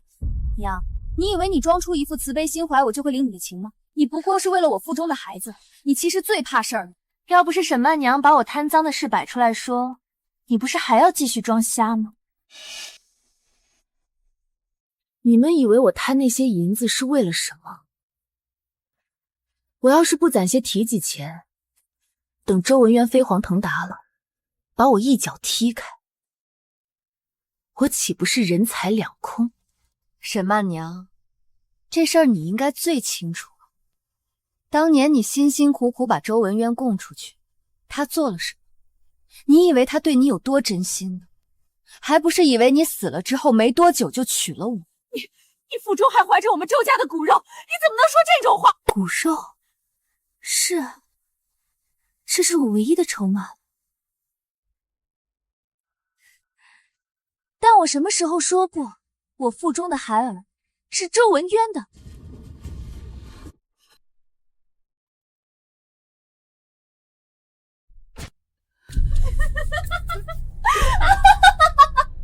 我腹中的孩儿是李元的，我就是要让我和表哥的孩子一起吞噬周家的财产，让周文渊那个没有心的贱人付出代价。妹妹，你一生气就胡言乱语的毛病，怎么还是改不掉啊？我胡言乱语？没有啊！周文谦他之前对你深情款款，之后又对我百般宠爱，如今你回来了，他心里想的念的全都是你，我这样做有什么错呢？但你以为他对你又有几分感情吗？你以为他就没猜忌过你在绯闻里的遭遇吗？他心里只有他的远大前程，根本就没有任何人。他让你做当家主母，是为了堵住众人的悠悠之口，而你也刚好能帮得上忙罢了。苏妙儿，苏姨娘疯癫无状，胡言乱语，待苏姨娘下去，关入后院，不许踏出房门半步。等文渊回来，再做处置。妹妹放心，我会派人好生照料你。你腹中的孩子是周家的血脉，我自会视如己出。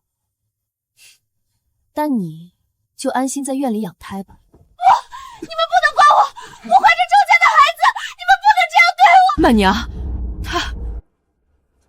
婆母，妹妹的疯话自然是不作数的。要是传到文渊耳朵里，只怕您儿子要徒增烦恼。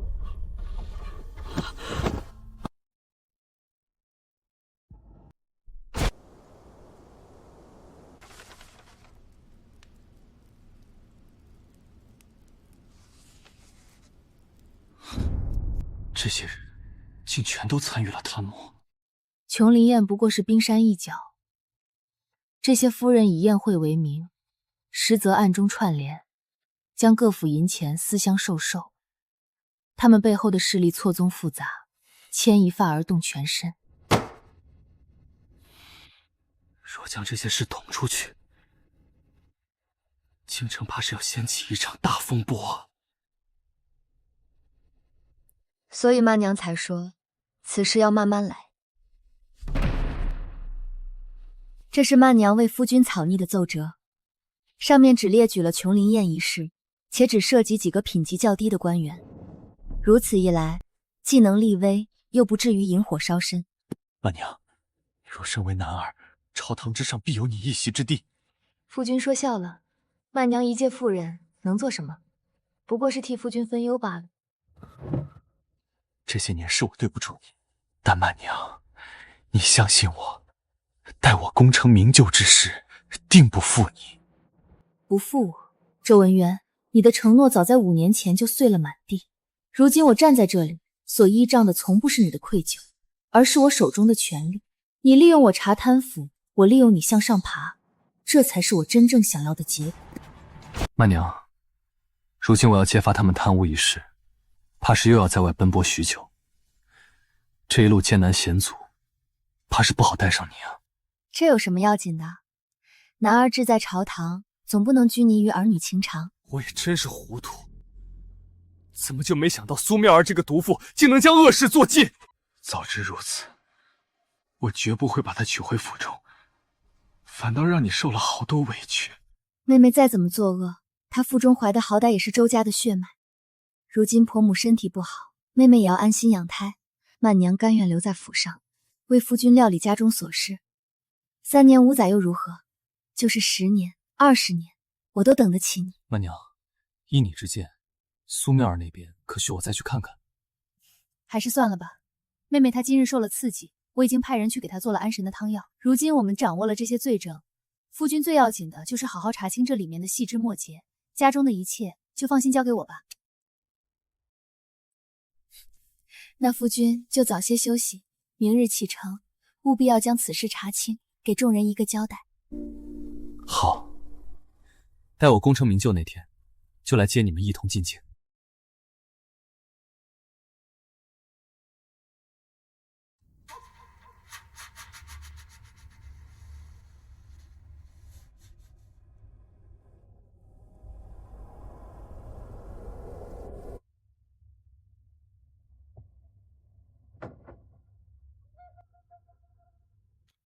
姐姐深夜前来，可是来取我性命的？当然不是，妹妹腹中还怀着周家的血脉呢，可得好好活着。你明知道我腹中怀的是李渊的孩子，装什么？无所谓啊，不会有人相信你一个疯子的话的，而且李渊也不会认的，毕竟他还要娶妻呢。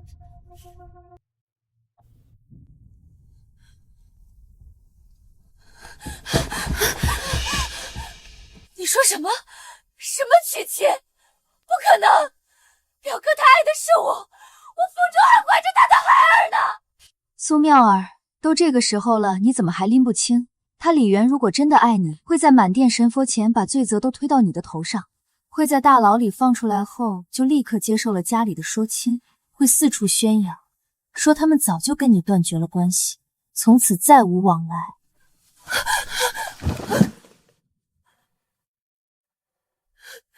为什么？他为什么要这么做？我费尽心思的在州府挪银子给他，他转头就把我和孩子抛下了。周文渊在哪儿？我要见周文渊！我要告诉他，我要他休了我！我要找李渊要一个说法！妹妹贪墨的事牵出了好些府中贪赃枉法的蛀虫。夫君近日公务繁忙，怕是3年5载都回不来了。石曼娘，你这个贱人！我是周文渊的妻子，你不能这样对我！妻子？苏妙儿，你是不是不忘了？你是妾，我才是妻。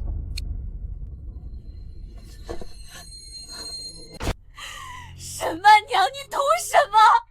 你以为把我踩在脚下就能获得周文渊的真心了吗？没用的！在这府上没有人会真心待你。老夫人怕是昏庸，今日能帮你，明日就能帮别人。周文渊满心满眼全是他手中的权力，又何尝把你放在心里？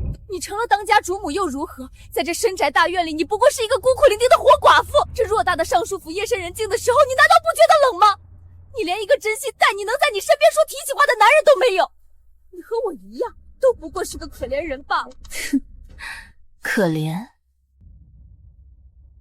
苏妙儿，你到现在还不明白吗？你最大的愚蠢就是以为女人活着必须依靠一个男人。你以为你的表哥能带你远走高飞，他没做到。你以为周文渊能庇护你一生，他也没有。你所依仗的一切全都脆弱不堪，而我不是。这府里的一草一木，一砖一瓦，每一本账册，每一个下人的去向，都在我的脑子里。我亲手为自己挣来了一座高台，站在上面，不仰人鼻息，不看人脸色。我为什么要觉得冷？我早就不在乎周文渊爱谁，我也不在乎你肚子里的孩子是李渊的，我只是需要一个孩子来稳固我主母的地位。只要大家认定他是周文渊的，也认定那孩子归我，就足够了。沈曼娘，你不会有好下场的！一个不要爱的女人活着还有什么意义？苏妙儿，别傻，握在手里的权柄就是意义。我会尽心竭力地照顾你腹中的孩儿，等他生下来，他会叫我母亲，你也会永远留在周家，留在这个房间里，做你的苏姨娘。